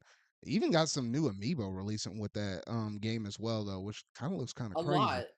There's Yeah. amiibo cards of every fighter and then 3 actual figures, which it's weird. Capcom always goes crazy with the amiibo. They do They that for show, dude, Monster and I Hunter hate too. how they're the amiibos themselves, the figures are like $30 a pop. I was like, "Oh, gosh Yeah, dang it." that's way too much, but like that's besides the point. That's because it's a third party, whatever. Yeah, then they got a Bravely Default, Flying Fairy, Hades 2, Borderlands 4, Split Fiction. Split Fiction is actually gonna be a really cool one to have on the Switch too. Too, I think I that's don't cool. Hey, if you buy it on Switch too, it has the like the share play thing. I'll play it with you because I Mhm. fucking love the game. It's a really good game. Yeah, one way or the Um, other, we still got to play that. yeah, Fortnite's coming. Ooh, Fortnite. It's gonna come to Switch 2 at launch, which is a big deal, mind you, because this game runs like ass on Switch 1. It runs so fucking bad on Switch 1, I swear to Gosh God. dang it! I knew you were gonna mention that. I didn't even have it It on my does. list, but It whatever. does. It does, Zard. I've said this to you multiple times. 15 FPS on average. Okay, and then And I was about to say, sorry, oh, you oh no, continue. go ahead. Yeah, and then they had Yakuza Zero director's cut. They had the Hitman. This Project 007, which is like a tentative title. And I Yeah, was like, I was thinking that was with the Hitman, but maybe it ain't, and that's its own little thing. If it's its own little thing with Project 007, and I'm like, oh shoot, sign me up. I'll keep my eye out on that one. Hogwarts Legacy, Civilization 7, Enter the Gungeon 2, and Tony Hawk's Pro Skater 3 plus 4. And I think that was like all the third parties minus one, but we'll circle back around to it. That they mentioned at least in this one little spill right here. I seen Puyo Puyo Tetris 2S. Oh, and that too. Maybe that was shown. Yeah. That was maybe shown a little later. They showed Enter the Gungeon 2, but the stream died, and you know how pissed I am about that. Oh yeah, man. Oh yeah, we didn't even mention that up in there. Yeah, that direct. I think at one point had like 1 point somewhere between 1.3 and 1.5 million people watching it on the Nintendo America YouTube channel, and it just crashed. And we were watching the thing, and I was live reacting. We had to move to Nintendo UK at that point. I was like, "What the heck is going on over here?" And it lagged the mess out of the stream. I was like, I think that was like probably one of Nintendo's most successful directs ever, just based on raw viewership, at least live. Gosh, Oh, that was definitely. crazy. So many people were watching that. I'm so glad I had the day off for it. It was such the experience of watching this thing, which the reaction I'm pretty sure is on your channel, was so fun. Like it was such a good presentation while we were watching it. Um, was there any other like third That parties that that before I was it. mentioned That was it big for the big mostly third. two? That was it for mostly the third party because it circles back around with the giant third party though, but it goes back to another first party. All right. Can I mention a just the two indie games we got that are like quite Yeah, yeah, big? yeah. Go ahead, go ahead. Uh, We'll just shove it Deltarune over there. chapters 1 plus 2 plus 3 plus 4 is a big deal. I know you probably know nothing about Undertale or Deltarune, but all you need to know, I don't know if you've seen the meme trending where like everyone was saying Deltarune tomorrow. Oh, dude, Deltarune's coming out tomorrow. Basically, like Deltarune fans have been waiting like months for any news on the game after the creator said it's almost done, and then he just shows up in the Switch 2 Direct. Yeah, dude, it's coming out on Switch 2 launch day, which is crazy. Like that Undertale was, Undertale has such a good relationship with Nintendo. Toby Fox, creator of Undertale, started off making Earthbound hacks, and now he's actually in one of the biggest presentations like they've ever done, Mhm. which is crazy to me. And then Deltarune, Deltarune's a big deal. Like that's one of the like tentpole indie games that they're getting. It's a huge deal to be getting that, let alone at launch. And the game has two chapters right now, so you're basically getting like double what's already in the game. It's definitely one of the bigger releases for people that aren't gonna be only playing Mario Kart, for example, when they get a Switch 2. And then besides that, these sneaky motherfuckers showed 4 seconds of Silk Song, basically. Hey man, Silk Song has been hitting and missing for a lot of people, and I like how they showed it off in that Xbox presentation. I Was know. that back in 2023? I don't think it was 2024. I feel like it was I, in 2023. But I they think said all of these games are going to come out this year or something like that, and a lot of those games didn't, including third parties along with some of their yeah. first parties though. And Or, then leave it to Nintendo to say, "Hey, look, we got y'all this time. It's coming out in yeah. Oh, 2025." And the I'm like, fact "Oh man." that's so many people sat through indie worlds hoping for Silk Song. I swear to God, like Silk Song has been that game that everyone is hoping is in every single direct, and then it never came. But no, finally we got something. We got the smallest breadcrumbs that it's coming in 2025, confirmed by Nintendo themselves. Which I'm sure Nintendo is going to be kind of pissed if they don't deliver on that. So Yeah, no, maybe it is I finally trust coming out. Nintendo a little more than Xbox at this point. So I'm Oh, like, okay, whatever. well, yeah, because Nintendo doesn't usually delay games. They only delay games very infrequently. I think the last delay we got was Splatoon 3, and they didn't even announce that one. Yeah. They But just moved the anyway, Xenoblade up. Either way, though, big indie games. They took, they all stops here. And I don't think you mentioned this. A lot of these games, a lot of these third parties are coming at launch. This is one of the biggest launch lineups a Nintendo console has ever had. oh yeah, because I mean, first party wise, it's just only Mario Kart, but there is a good chunk of those third parties plus the indie with Delta Room chapters 3 and 4, because 1 and 2 you can already play for free or whatever though. But yeah, no, Yes. it's a pretty stellar lineup. Like there's at least 20 big titles that you can get on day one, plus everything else Switch One that's already technically out there though. So I mean, yeah, there's gonna be a little bit of something for everybody at least on day one. So hey, look forward to all of the wonderful third party support that we're gonna have because it's gonna be all really good though. All right, and then outside of the third party games, then it went back over a little more so almost first party or at least a first party IP, but it's technically almost like a second party game because it's in collaboration with Koei Tecmo. And if you hear Koei Tecmo, you know what I'm talking about. You and your mama both. Yes, I'm talking about a new warrior style game is in the works, and it's Hyrule Warriors Age of Imprisonment. They're taking the little span of time that happens in the events prior to Tears of the Kingdom and by extension Breath of the Wild, and they're just building upon that because we kind of got alluded to it, while playing Tears of the Kingdom here and there though. Hearing that stupid little story summary analysis thing every time you challenge like one of the big major four bosses or whatever though. But now we get to see exactly what Zelda was doing with your ancient old grandpappy and everybody else that was in that OG crew and stuff though. So I was pleasantly surprised by this. It makes perfect sense. And this is probably the last thing I think Zelda related that we're getting with the Breath of the Wild slash Tears of the Kingdom thing. So between those two Oh titles, yeah. and then what was it? Obviously this new one with Age of Imprisonment, and then the previous one being Age of Calamity. Between all four of those games, that tells the complete storyline between Breath of the Wild and Tears of the Kingdom. Yeah, especially because, spoilers for Tears of the Kingdom. Tears of the Kingdom is like a very definitive end to like what originally caused Breath of the Wild, because Ganon's decaying corpse under Hyrule Castle is what caused Calamity Ganon from Breath of the Wild.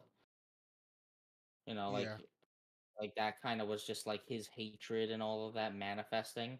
Like that story is kind of bookended. Like I think they're either gonna do something completely new with the same Link and Zelda, like take them to a new land, or we're gonna go completely new. Next Zelda game, next gen Zelda that's starting with PS4 levels. We'll yes. see, but it's gonna be a while till we see Zelda. Tears of the Kingdom basically just came out. I know it's almost been 2 years, but still. Yeah. And we don't have to wait too much longer. I mean, they said some point in 2025. They didn't give us like an actual month or a window frame, like a season or whatever, though. We just know it's coming out some point this year.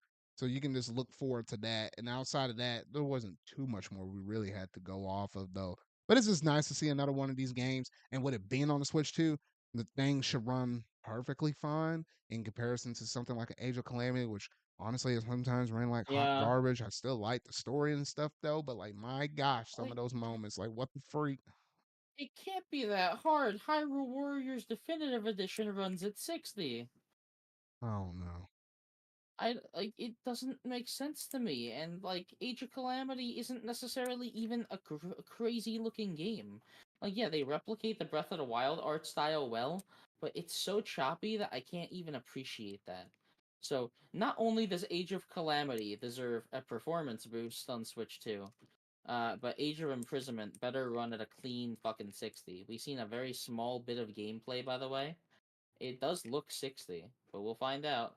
Yeah. Either way, though, like this is, I guess this would be the only experience. Like, this is the only like experience from the Breath of the Wild saga that will be exclusive to Switch 2. Like everything else, Breath of the Wild, Age of Calamity, Tears of the Kingdom, Switch 1.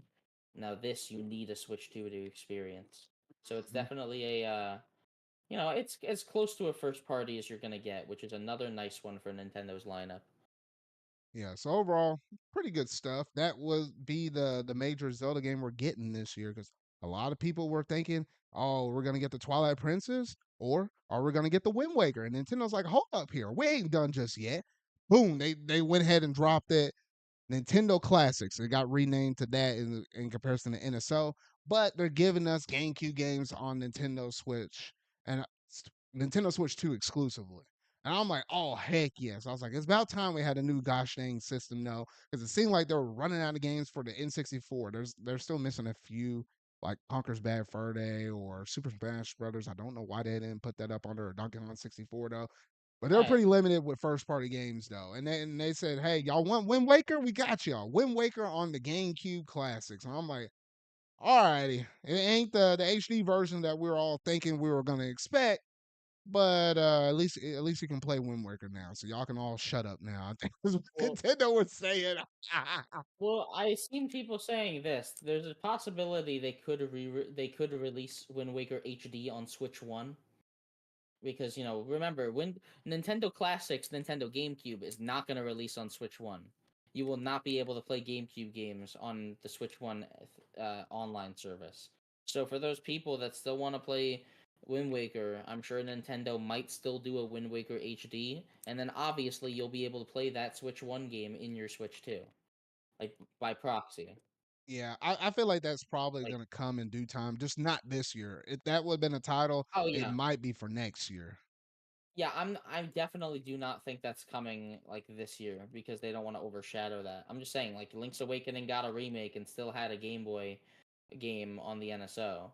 Yeah, because I Like mean, it's usually we've seen it with Nintendo the other way around, where it's like you get the Switch edition version, then you get the classic version of it. This time, yeah. if they were to do it, it'll be the flip opposite. So it'd be kind of odd, but whatever.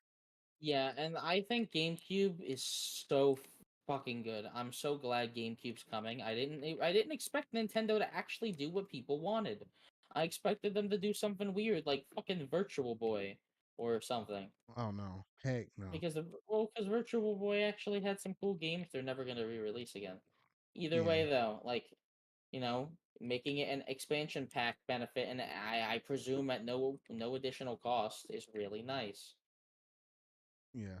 So I'm Besides that though, what do you? I was gonna ask, what do you think of the game selection that they chose for Oh yeah, launch? no, I think it's a pretty solid lineup because we already talked about Wind Waker. That's good. They also have Soul Calibur 2, which our good buddy Sonic Oh, Q was talking about. Hey, add that to our collections because we were collecting GameCube games prior to all of this stuff happening. And I was like, I don't know, maybe it's only 10 to 15 bucks. Now they're putting it on here. I was like, okay, cool. Now I can actually play this with you and actually fight some people that we know. So I was like, all right, cool. yeah, Because even Link's a playable character up in that. So I was like, okay, that's not a yeah. bad pick. And then the third one being the F-Zero GX. I'm like, heck Jesus. freaking yes.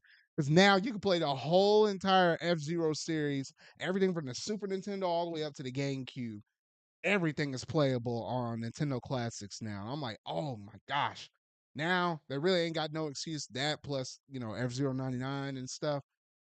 We're we're we're we're bound for a new F-Zero game at this point. Like they've been pushing the mess out of this mug. So I was like, it's only a matter of time. I'm like, please. And I think Yeah, there's a lot. Yeah, and outside of that, there's only just 3 games. Kinda sad it's only just 3, but given how much stuff is gonna be playable on day 1, because this GameCube app will drop on the Switch 2 on day 1. I mean, you're already gonna have your hands full, so they probably just wanna say, "Hey, Yeah. we're just gonna trickle out the rest of these things," like in traditional Nintendo classic fashion, though. But in terms of future games that we're gonna have coming along the way, pretty impressed with this lineup though. Super Mario Sunshine, we're skipping over that mug. Forget that monkey. No, Then wait, wait, wait, no, no, no, we no. got Fire Emblem Path of Radiance. Now that is a game right there that we need to actually talk about. Oh shoot, Jeez, that game is expensive on the secondary market. That thing goes for five three hundred hundred dollars. bucks. Well, I see it for 300 plus, but Oh I don't know wow. where you see in the $500 one though. Complete in box. The I only don't way know. that Complete you in should box, buy I it. got mine a little over 200. Like it's sitting in my collection though, because You got lucky. I wanted to have every Fire Emblem game physically though, so I went and splurged on that one. Pokemon Gale of Darkness, easily over 100 Oh. bucks right there. Um, Super. What? Oh, can I just put my input on that? I looked it up very recently. $250 for Gale of Darkness complete in box. I'm so glad that it's gonna go down. Because it will. When Thousand Year Door came onto Switch yeah, when it came to Switch, it went down to $50, which was so damn nice. Yeah. So I was like, oh, thank goodness on that one because I was like, oh shoot. Then we had Super Mario Strikers. Look, they showed off in the Treehouse part of the GameCube collection footage and stuff. That was like one of the first things that was up there along with the other 3 games. So I'm pretty sure Super Mario Strikers will probably be the first game we're gonna get added to the mix. And it's the good Mario Strikers though. So I was like, hey, we can actually play a good, competent Mario Strikers game and go all out. Because the GameCube, the Wii ones is great. Switch one is technically good, but I just hate how you couldn't just do it with 8 different people though. So Is it though? It no, the looks like gameplay loop empty is and no, the fucking gameplay loop boring. itself is good. It's just if you could have 8 natural people without having to do 2 per switch and have to do it all locally, you can't do it really online or I guess you could do it online, but you have to have like two people on one Switch connected to the internet, and then two on another, two on another, two on another. But that's unrealistic. It Yeah, should it's have such a just been. hassle. It should have just been eight different things. But anyway, though, we got a good one coming though. Chibi Robo though. That one's like the holy grail of GameCube collecting right there. That one's stupid. We're talking about 500 plus easily just to get one of I'll those things case and box. I'll look it up. I'm It's curious. dumb. That one's a dumb title right there though. And I always wanted to mess around with Chibi Robo, but I was like, all of his games were expensive. I didn't want to shell out that much money. But I'm just glad they're gonna add that to the NSO thing, so I can finally see what's up with that boy and his collectible stuff. What were we able to find, Steven? Complete in box is hovering around $200. Okay. Jesus. Yeah, no, yeah, it's crazy. Um, Luigi's Mansion. Okay, that made sense because obviously I think that was a launch day title for the GameCube, what it was back in the day. So that one made sense. So I was like, okay, that's cool. And then Pokemon Coliseum to go right next to that Gale of Darkness. I was like, all righty, that's a stellar lineup. And out Well, of all those well, GameCube games, I think I own like about half of them, roughly. because think about it, Colosseum and Gale of Darkness. Those are two pretty long RPGs, Yeah, Pokemon yeah, single those player are. games. I think those take about like 30-ish to 40-ish hours. Like it's a Because traditional RPG. Yeah. if we're talking about the bang you get for your buck, remember SNES games, N64 games, Game Boy Advance games. Those are smaller games. Like you, those were designed for shorter play times. Or at least GameCube is when you're no more than But you, 5, I think, but yeah. you get what I'm saying. GameCube is when you could actually really start putting time sinks to the point where some of these games are still getting remastered to this day, and they're like really long games. Thousand Year Door, for example, is like a 20-hour game. Metroid Prime, which I think they'll eventually do the original Metroid Prime and then also do Prime 2 Oh, yeah, on this, that's how you will get 2. which I don't know how to do that 3, but yeah. well, yeah, 3 was a Wii game. They might just do a remaster for that. Either way, the Prime and Prime 2 would be on there.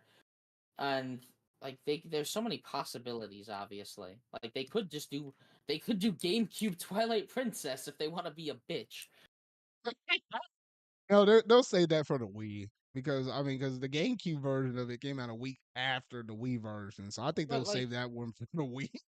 they could do that, but the GameCube one is the one that had like native button support. Like GameCube one is the one that had all of that shit. No, And but honestly, I don't know. I feel like they'll wait and do that for the Wii because eventually when they do put the Wii out, they'll sell you some extra Wii and remotes and probably sell you the sensor bar too, which that will fix a lot of stuff with Wii stuff because it's like you technically can yeah, emulate Wii games though, but I hate not being able to play the Wii like as it is intended. But add a sensor uh, bar up on that mug and there you go. God, if they actually go ahead and sell, if they ever do Wii on Switch Online and they actually try to sell us a goddamn Wii remote again, it's gonna be so funny. Hey, I'll take it. I'll take it any day of the week. I like that Well, mess. well, no, it'd be funny, or they could just make it since the original Wii remotes were Bluetooth. You could maybe just use your old ones on Switch too. All it would take is like an adapter.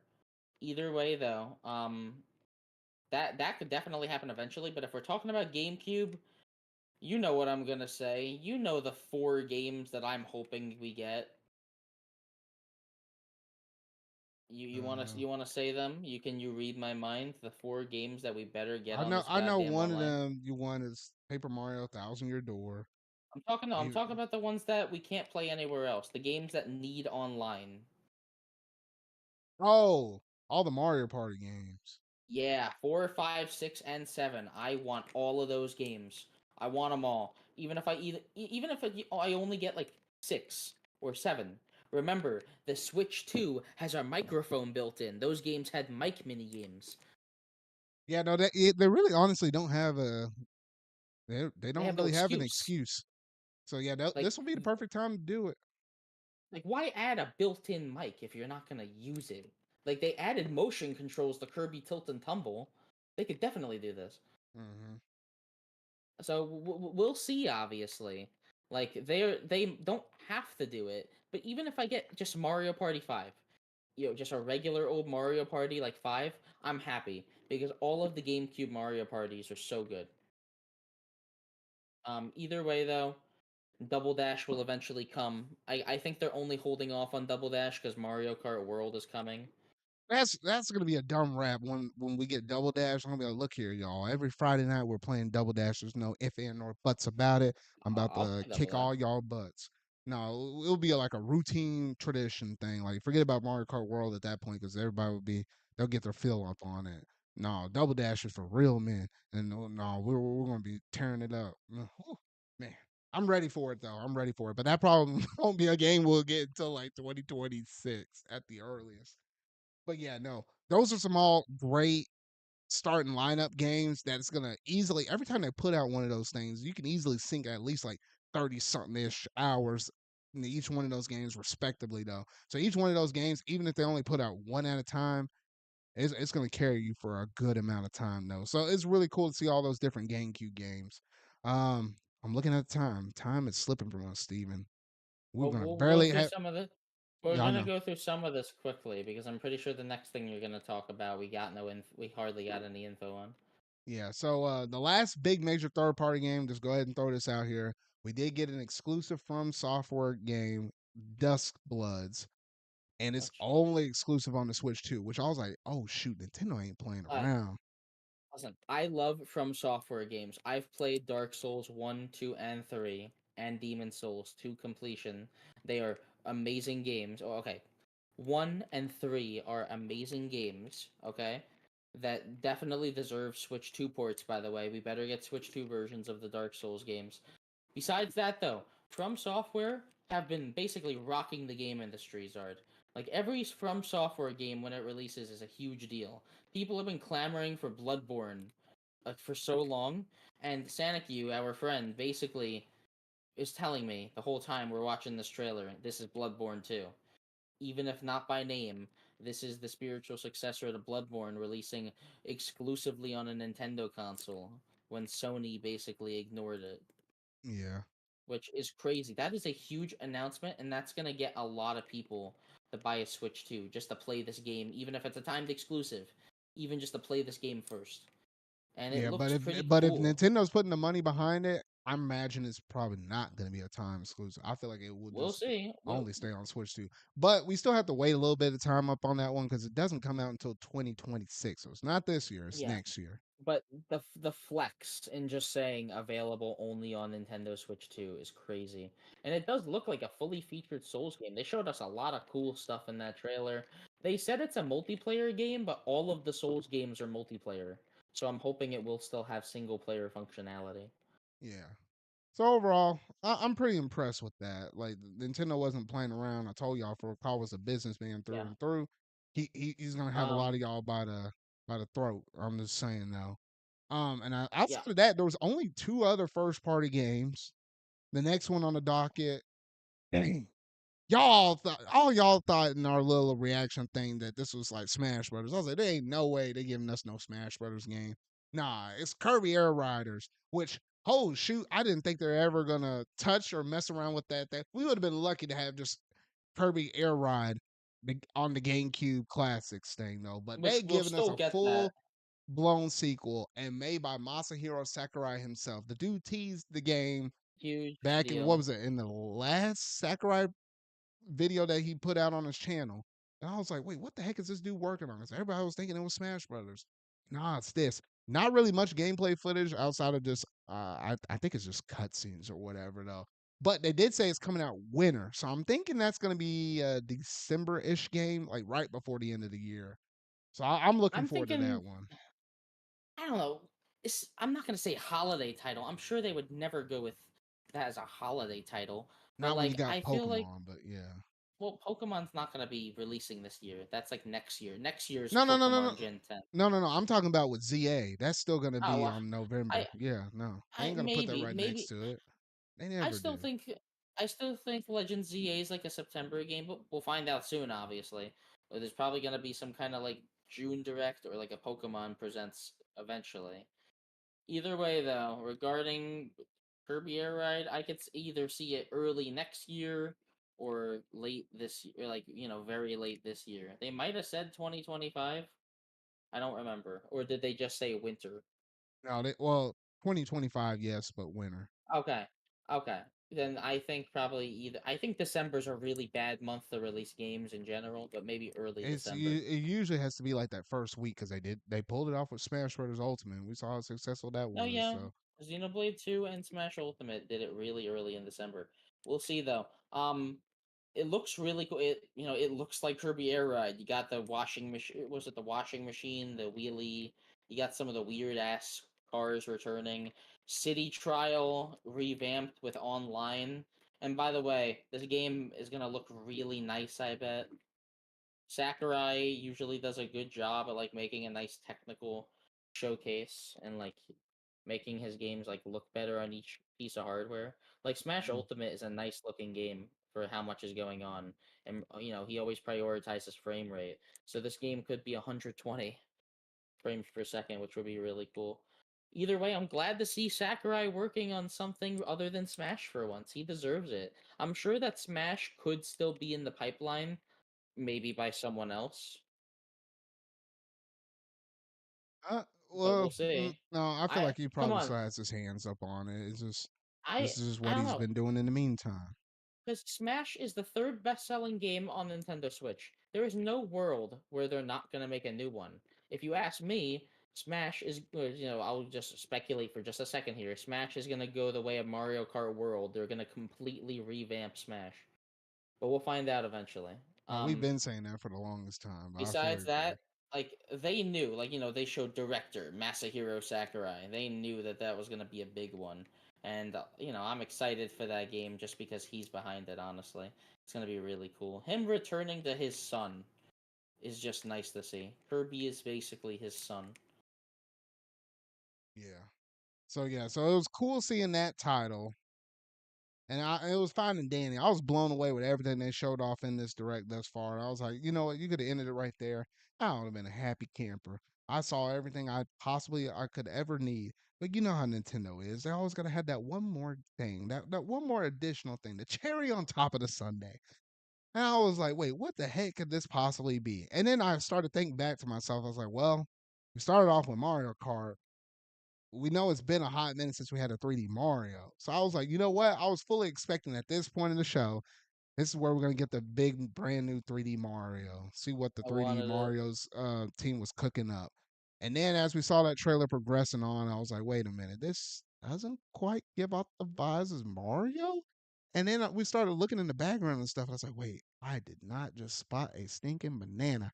And then I saw the pounding on the wall, and I saw something crawling up on all fours straight up to the camera, and it went from black, and I started to see a little bit of brown. I saw the little red necktie up, and I was like, "Oh heck yes!"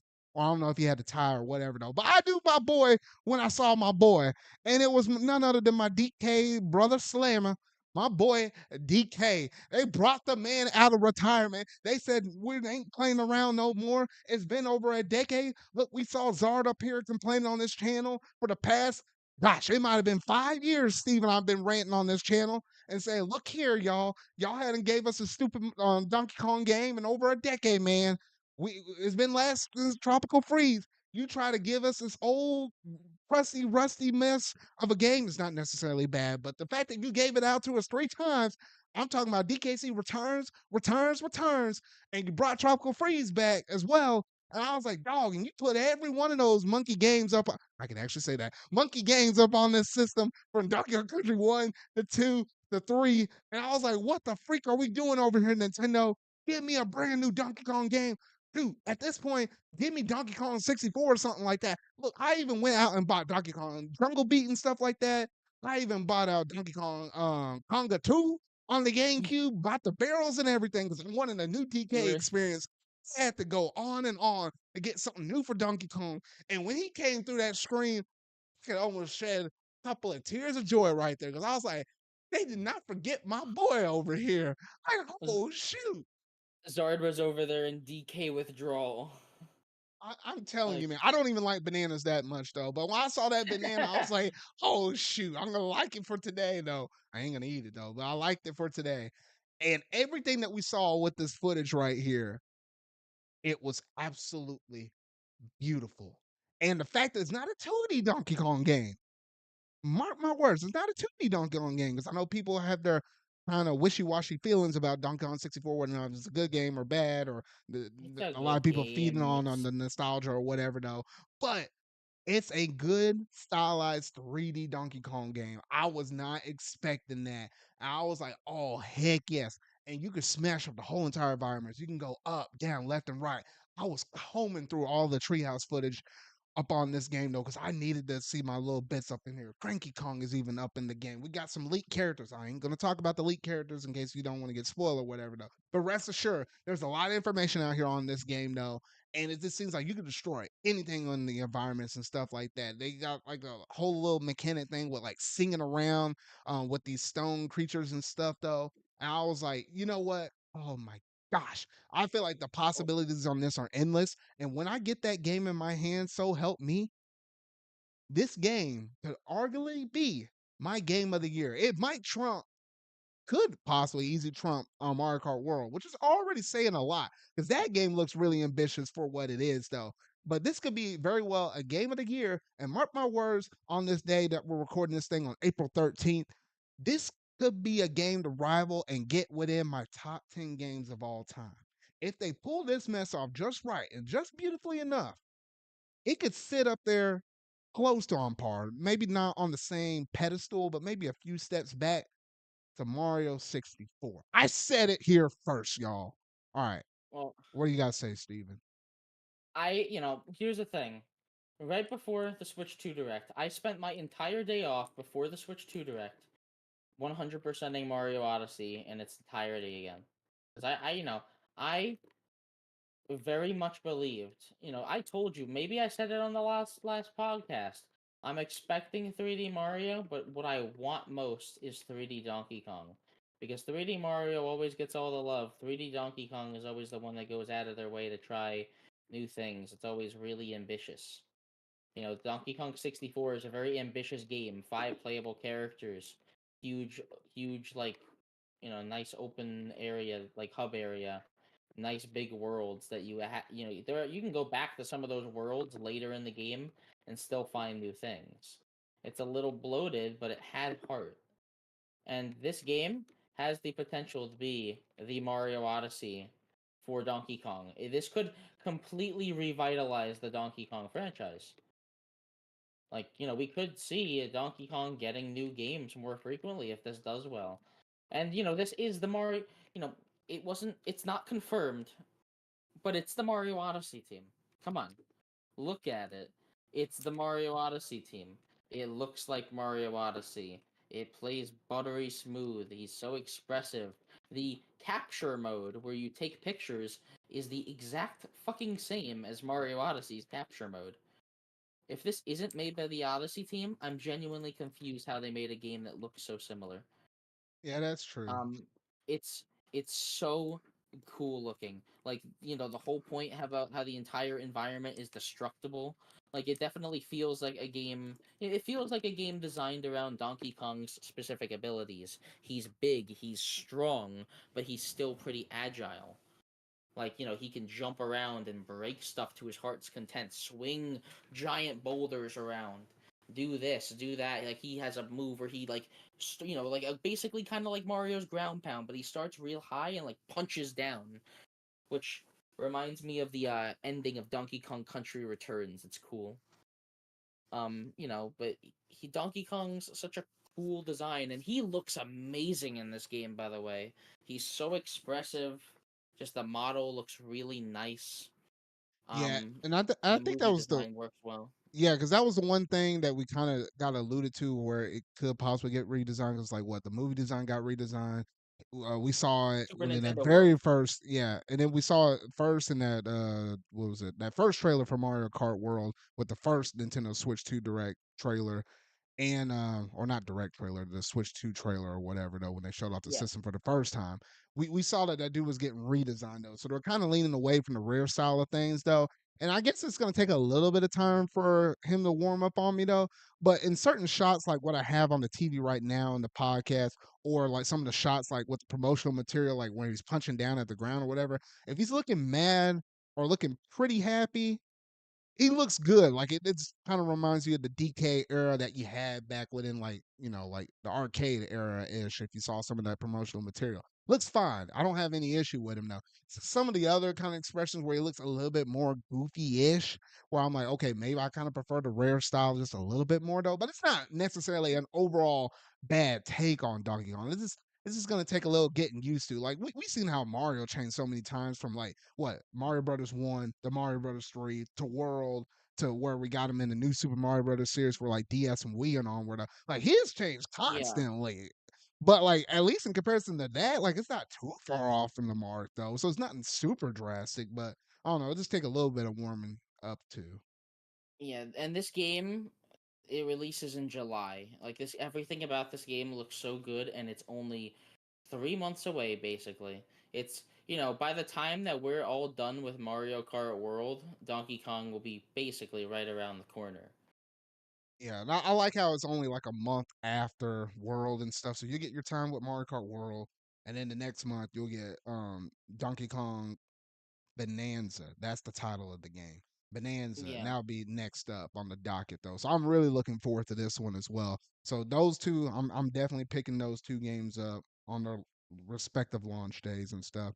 It's super excited to play both though. But that Donkey Kong one, oh man, that got like a little internal clock going on in my system though, because shoot, y'all might I probably will live stream that game whenever I first get my hands up on it though, because I'm gonna have some stuff to say up on it though. I'm like, gosh, because I've been waiting on this mess for so long. Oh man, so that was one heck of a way to end it off on. Honestly, probably better to show this game right now versus a 3D Mario because I popped off more to see this than versus what could have been like a Super Mario Odyssey 2 or something like that. But if you're looking for your 3D Mario, I think that basically confirmed it. We're not getting in I, 2025. At I earliest, it'll be 2026. here's the thing. They very easily could have split the team, like half of them work on Donkey Kong, half of them work on Mario. I doubt that though, because I watched the treehouse footage for Donkey Kong Bonanza. This game quite literally looks like Mario Odyssey 2. And that's the best compliment I could give it. It looks like, the golden, you have golden bananas all over the map. Some of them are hidden in certain areas. Some of them you get from doing certain objectives. There are tiny challenge rooms like Mario Odyssey that test your platforming skills and your creativity with the destructive stuff. Mm-hmm. There's tons of collectibles everywhere. I'm so excited for this game. Like it looks so good. And even if it is not even if it's kind of dissimilar to Mario Odyssey, it still is going to be a really fun game even if it's not exactly the Mario Odyssey 2 I'm envisioning. And that's all that matters because eventually we'll get a 3D Mario like even if it's like maybe midway into the system's life, we'll definitely get a 3D Mario eventually. Yeah. But either way, this is a nice replacement. Donkey Kong deserves the spotlight. He could be Nintendo's top dog again if they wanted him to. No reason why he can't. Donkey Kong's one of the most iconic characters next to Mario. Yeah, Like because look people that here. don't know anything about video games know about Look Donkey here. Kong. Yeah, because look here. That dude was known back in the day fighting against Mario and trying to save Pauline before Princess Peach's time in the heyday. Before We saw, Bowser. yeah, yeah, technically before Bowser too.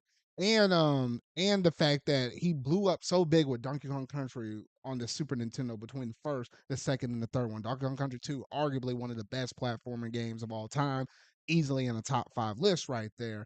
And then they just kind of went dormant on him, brought him back within Returns and Tropical Freeze, and then kind of so-so-y. Yeah, we had some weird stuff with the bongos and stuff up in some of the GameCube titles and stuff though. But there's no good reason that you make a Mario movie and you had Donkey Kong's like one of the star players up in that thing. There's no reason that you release a Nintendo Land and turn around a couple or a few years later and release a whole expansion part on Nintendo World and add in a whole entire Donkey Kong section before a Legend of Zelda section. And there's no reason that you put out now, finally, a brand new Donkey Kong game and not have it be a 2D one, but a 3D one. I can tell that they're trying to push this Donkey Kong boy as hard and as hard as he can basically go. And I'm all here for it, Nintendo. I'll be there day one. I'll be supporting this mess though. And I'll be spreading the word around, passing flyers around saying, you need to buy the Switch System too. If not for just only Mario Kart, the second gosh dang game you better buy would be Donkey Kong Bonanza though, because this game looks absolutely beautiful and absolutely stunning. I rest my case. Go buy Donkey Kong Bonanza for the Nintendo Switch 2 and pay Yeah, whatever price it will take, tariffs and all, to get the system so you can run that mess. Oh man. yeah, and they did a really good job with their strong first party titles, in my opinion. You really only needed those three. Mario Kart, Kirby Air Riders, and Donkey Kong is a really nice starting lineup to prove that they ain't fucking around. Plus all of the first parties. Either way, though, there's another, besides the new games, Nintendo has proven that they will be padding out their release schedule with some enhancements to certain games. Switch 2 editions, if you will, which we definitely have not gotten to yet. Yeah, and I'm looking at the time. We're just gonna have to blitz through a lot of these though. That's fine. There's not much to say about Yeah, most. so in terms of the Switch 2 editions, you got like a few different trains of thoughts. Basically, you're gonna have Switch 2 edition games that are just getting free updates. It ain't gonna cost you a penny. There's a list of them, like for example, Pokemon Scarlet, Pokemon Violet. They're gonna get patches to where you play those Yeah, games on the Switch 2.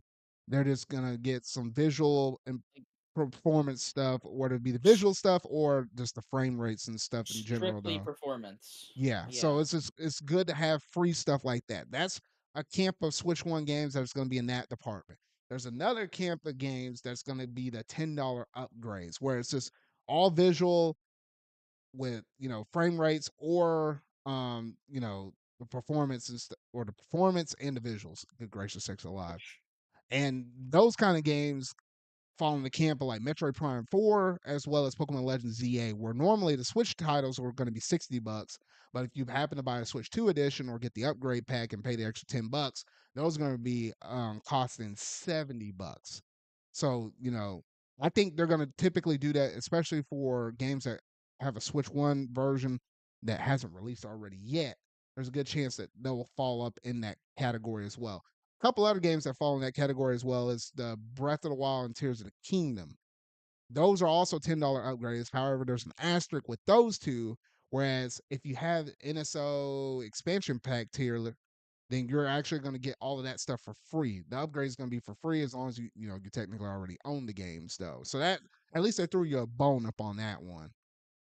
And then lastly, the last train of thought is anytime that they do the performance with the visual and the way how the game runs and stuff with the frame rate on top of new DLC, then they're saying, hey, we're going to add plus 20 to the original cost of the game. And that falls to games such as like Super Mario Party Jamboree and Kirby and the Forgotten Land. So those games normally MSRP for 60, but add the DLC, add the performance stuff. Now it's technically $80 games and stuff like that, or just plus 20 if you already own them.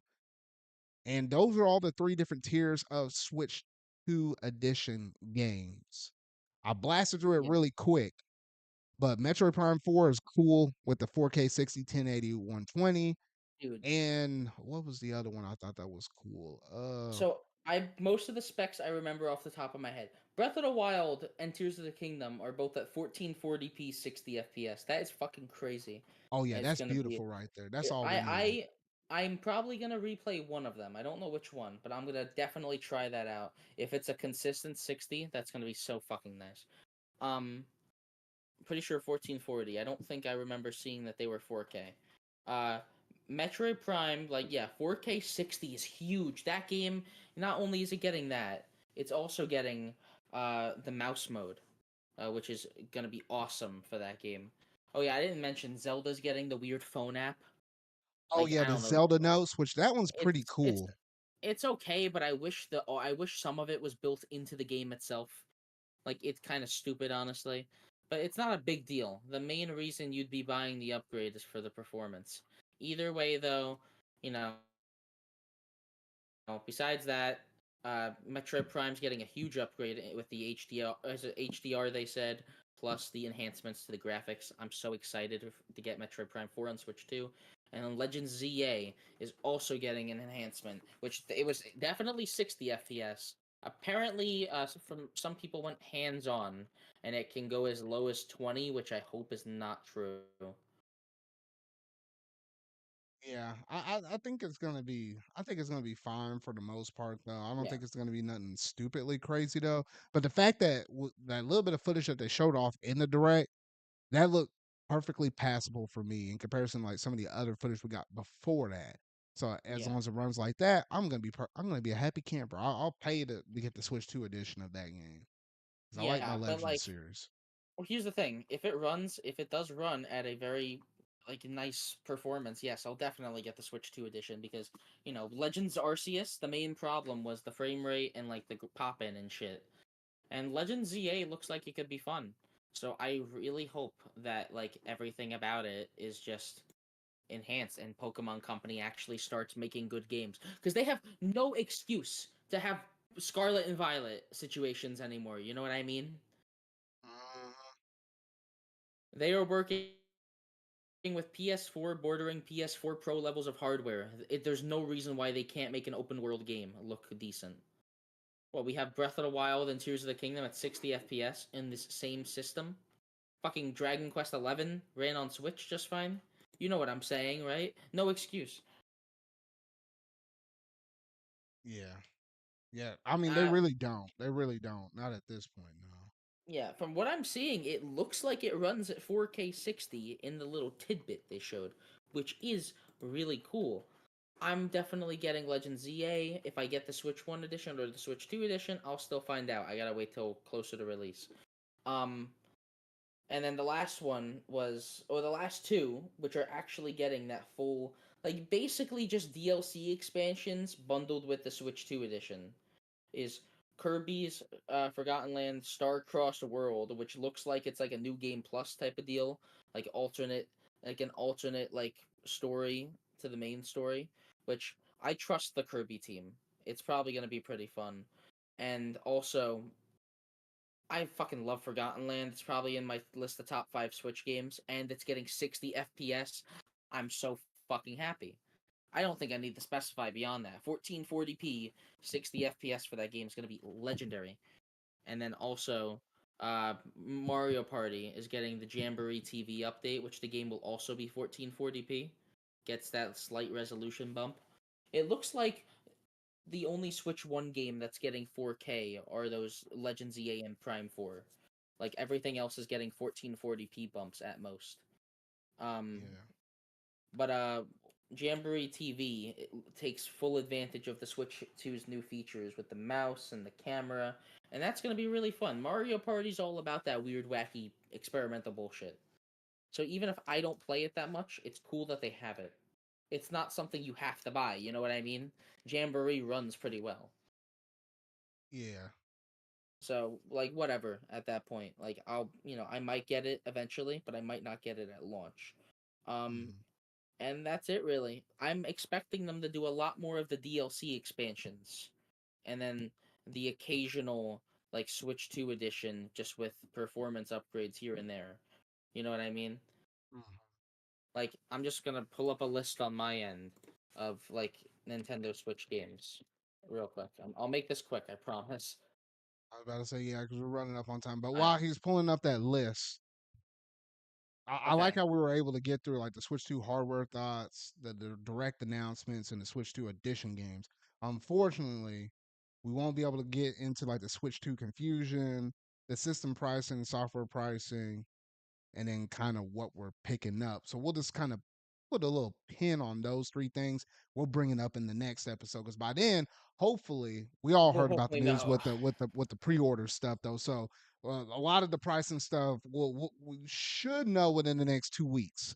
And if we don't know by the time we have the next episode, I don't know what Nintendo's doing or we're riding on some rocky waters though. But what were you about to say now? The only thing that I will comment on with prices, the only thing, and this is, this, in my opinion, will not change, is that Mario Kart World being $80 is pushing a dangerous standard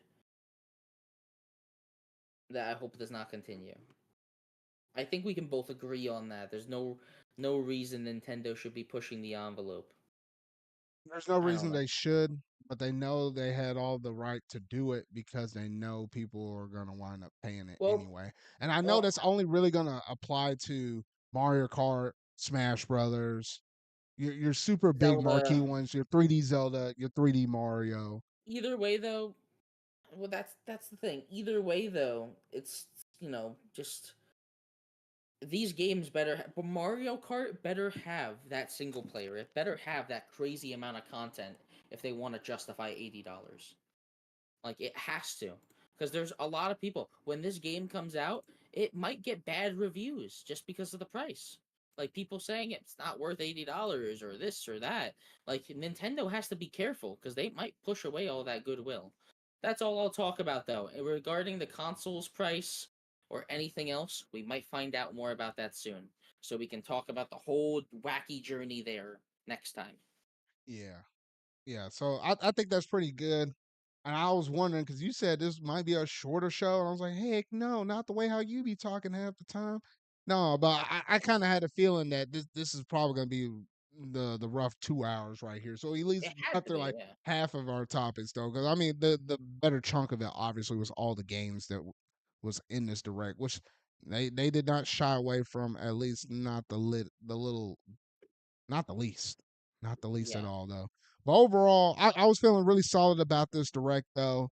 And I was very pleased with it. I wasn't disappointed at it whatsoever.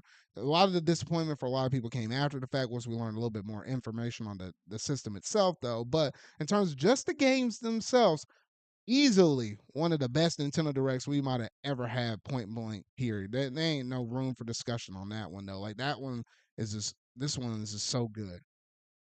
I don't think there's really much any dull moments up in this direct, to be honest. Maybe you would say that with the third parties, I wouldn't say so. but even with most of the third parties, I mean, they weren't really You bad. had Like if you didn't vibe with okay. one, usually the other one would be like, oh, okay, that was kind of cool. You had no third parties were great. Elden Ring and Cyberpunk are huge. Deltarune and Silksong are like mind blowing for so many people, and then the Duskbloods is like the biggest one. Like that's crazy that that even happened. So like, and then first party wise, it started strong and ended strong, and it kind of just meandered a little bit. The GameCube definitely brought a lot of people back in regarding their own software. Um, I guess the last thing I want to mention today is the list. I have a list of a bunch of first party games from Nintendo. I'm just gonna list off some names, and I want you to tell me if you think these are likely for Switch 2 editions. Okay. I'm gonna leave out the ones that we know are getting free patches. First off, all the Xenoblade games. I think they're 100% getting free patches that they'll announce at a later date. Free patches.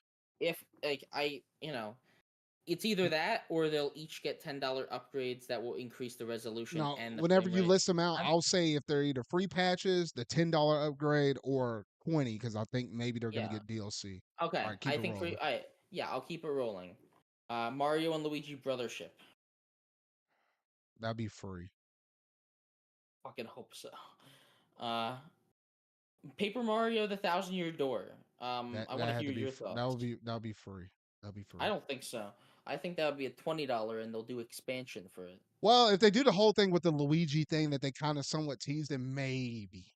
I think they could do that because then they'll release the original on GameCube NSO and they'll have that this version will have that new content, the other version won't. It's That will either give it a free or little 20. more. I could see that one. I that's why I was thinking Princess Peach Showtime I think is definitely like $10. $10 or free. I don't know. I know. I'm just thinking there. I think $10 for that game. Um Pikmin 4 I think is going to be $20. I think they're going to Pikmin 4 do some could be shit with Pikmin 20. 4. That could be I think 20.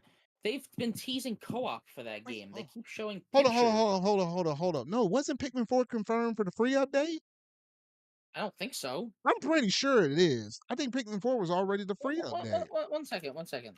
One second. I'm sorry. I'm I'm not the awfully sure. I'm meander. awfully sure. I'm awfully sure. I'm checking. I'm checking free updates. I'm on the page already. No, Pikmin 4 was not there. Mm, I'll list it off just because we're here. The games that are getting free updates are Arms, Captain Toad, Mario Odyssey, 3D World, Clubhouse Games, Link's Awakening, and Echoes of Wisdom, Game Builder Garage, which is a weird one, New Super Mario Bros. U Deluxe, Big Brain Academy, and Scarlet and Violet. Those games are all getting free updates. I felt like Okay? somewhere I thought I saw Pikmin 4, but all right. But anyway, Pick, oh wait, no, Pikmin never mind. Here 4. it is. Okay, no, never Pikmin, mind. think about it. It's very simple, Zard. Pikmin 4 with mouse controls. Perfect. Like, Yeah. Oh, that'd be it, kind of the closest thing to the Wii controls that we had with Pikmin it 2. would be no, Yeah. it would be better than the Wii controls. It would be so much better. Like they'd be Or awesome, yeah, honestly. it'd be Especially it'd almost be close if to the you Wii don't, U version as well when you yeah, were tapping because on the screen. Yeah. yeah, and if you don't remember, Pikmin 4 had the weird lock on, like that you couldn't turn off. So this would fix that. Mm. All right. Either way, uh, I'll go through a couple more here. I'm gonna keep rapid firing. Okay. Fire Emblem Engage. That'd be a free thing. They ain't gonna charge you Uh, $10 on that. Splatoon 3. That Depends on if you think they're making a new Splatoon soon. I don't think that's even gonna get nothing because you have to be careful with that mess because you'll have people playing on Switch One and on Switch Two, and if You're you right. have a FPS difference between two different versions, I think there will be some conflicts. I don't think that's gonna get anything. Fair enough. Pokemon Legends Arceus. $10 upgrade, methinks. They're greedy. Oh yeah, because it's Pokemon. I see that. Metroid Dread. That might be a free. I feel like that might be a free because I think they'll just only do performance on it. I'd hope so. That game Just with basic performance. So I don't think 120 they'll charge you an FPS extra for 10. that game. Oh my god. Yeah, Like because I'd they love they that. know the people that bought it, so it's like barely over 3 million, and to Yeah. charge them any extra money on that, I doubt they're really gonna get it. Yeah. So they just do free. I'm leaving Mario Party Superstars out of this because, that game already released and their jamboree's proving that they're not going to do that again. Um I'm sorry. I'm just trying to look real quick. I promise. I think it's safe to say both Tomodachi Life and Rhythm Heaven, that which we know are coming, are not going to get Switch 2 editions because they're I very don't think so simple because they're games. just super basic. They're just Yeah, or super. maybe Or yeah. if they do, it's just free updates. This stuff that just naturally makes it look I'd a hope so. tiny bit cleaner or a little more Yeah, FPS up on there. Though it'll just be I free know. editions. I don't think they're gonna charge an extra $10 for those. I All like how right. you skipped over Astral Chain. I feel like that one. There's a good chance for that one. It really depends on if Nintendo cares or Platinum Games cares. No, I It feel really, like they I would would if love they're that gonna though. do a sequel. If they're gonna do a I sequel, then I feel like they would. I would love that. Age of Calamity better get a free update because my god, I fucking hate what they did to that game. Age of Calamity needs it, especially since Age of Imprisonment is coming.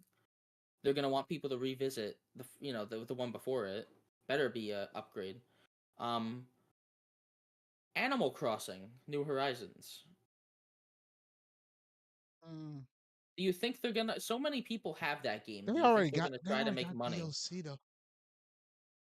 Yeah, but a lot of people got that DLC for free with I don't expansion know if you packs. do it goodwill and just say it's all free because they're already charging you DLC for the Happy Home Designer stuff, and you'll already get that included with an NSO expansion pack. Maybe that's a 10. If maybe that could. No, the game's too basic to say Yeah. we're just gonna improve the performance. I don't think that's getting All right. anything. I don't think Couple it's more getting rapid anything. fires. Smash Bros. Ultimate free update. Methinks. I don't see them adding more to that game. I see them just Yeah. making a new Smash. Yoshi's Crafted World. I would hope just free update for the game share adding. Um, I'm on the last page here. Mario Tennis Aces. I would love 120 FPS and new content, but it's But not gonna then you happen. got to worry about the online playing with standard Switch people, and Yeah, I it's don't it's know it's a about that lot one. easier. It's a lot easier to do the single player games. Switch 2 editions. I Mm. fucking you know what? I'm gonna. This is the end of the list. I think Pokken Tournament DX could happen. Once again, that one got online, so I don't know. It does, but if they make the Switch 2 edition a separate game, technically, it could have separate servers for the online, add some new characters, type of deal. Mm, oh, mm. I don't It's know either about that, splitting that player base because it's not even that yeah, big to begin with. So I don't and know. then Kirby Star Allies runs at 30 FPS. If they're doing Forgotten Land, I'd hope they go back and do Star Allies.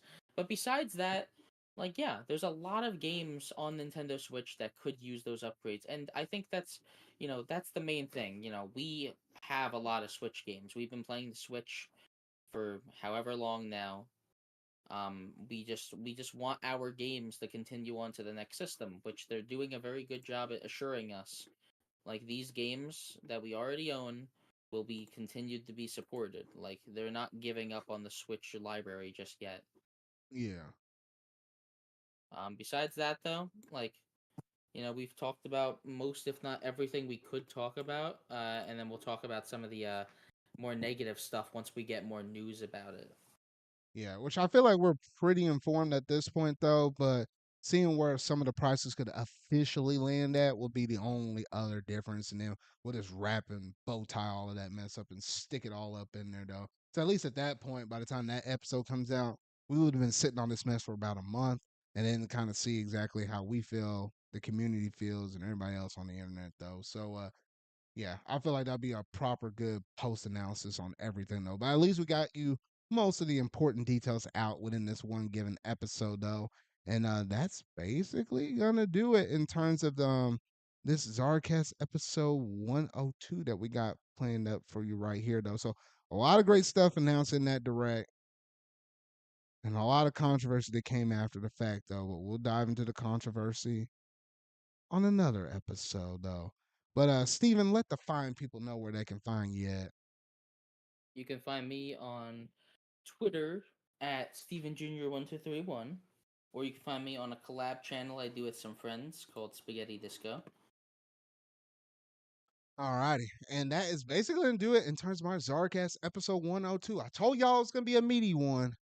And I'm glad we managed to get through this one, at least for the most part, though.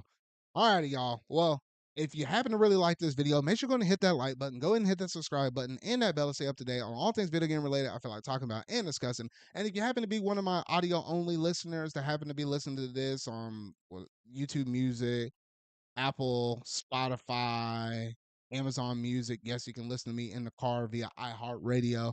And make sure to go ahead and leave a review on all of those respective audio channels. Just leave a 5-star review. Just let people know that we're just a couple dudes that like to talk about gaming news and everything else in between, though.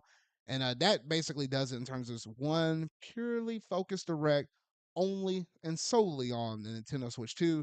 And within the next episode in a couple of weeks, everything should be balance back to like the traditional format with everything with some Nintendo. We'll probably talk about some PlayStation stuff. Something PlayStation's probably going to be announced here and there though. We kind of got alluded to it a little bit earlier tonight, but we'll save it for later though. In terms of some other pricing and stuff though, because shoot, the global economy right now is just some kind of way though. But that's gonna do it for now. I'll leave y'all with that last little tidbit right there though. But remember, y'all, until our video I make next, until my next ZardCast episode 103. I'll see y'all later.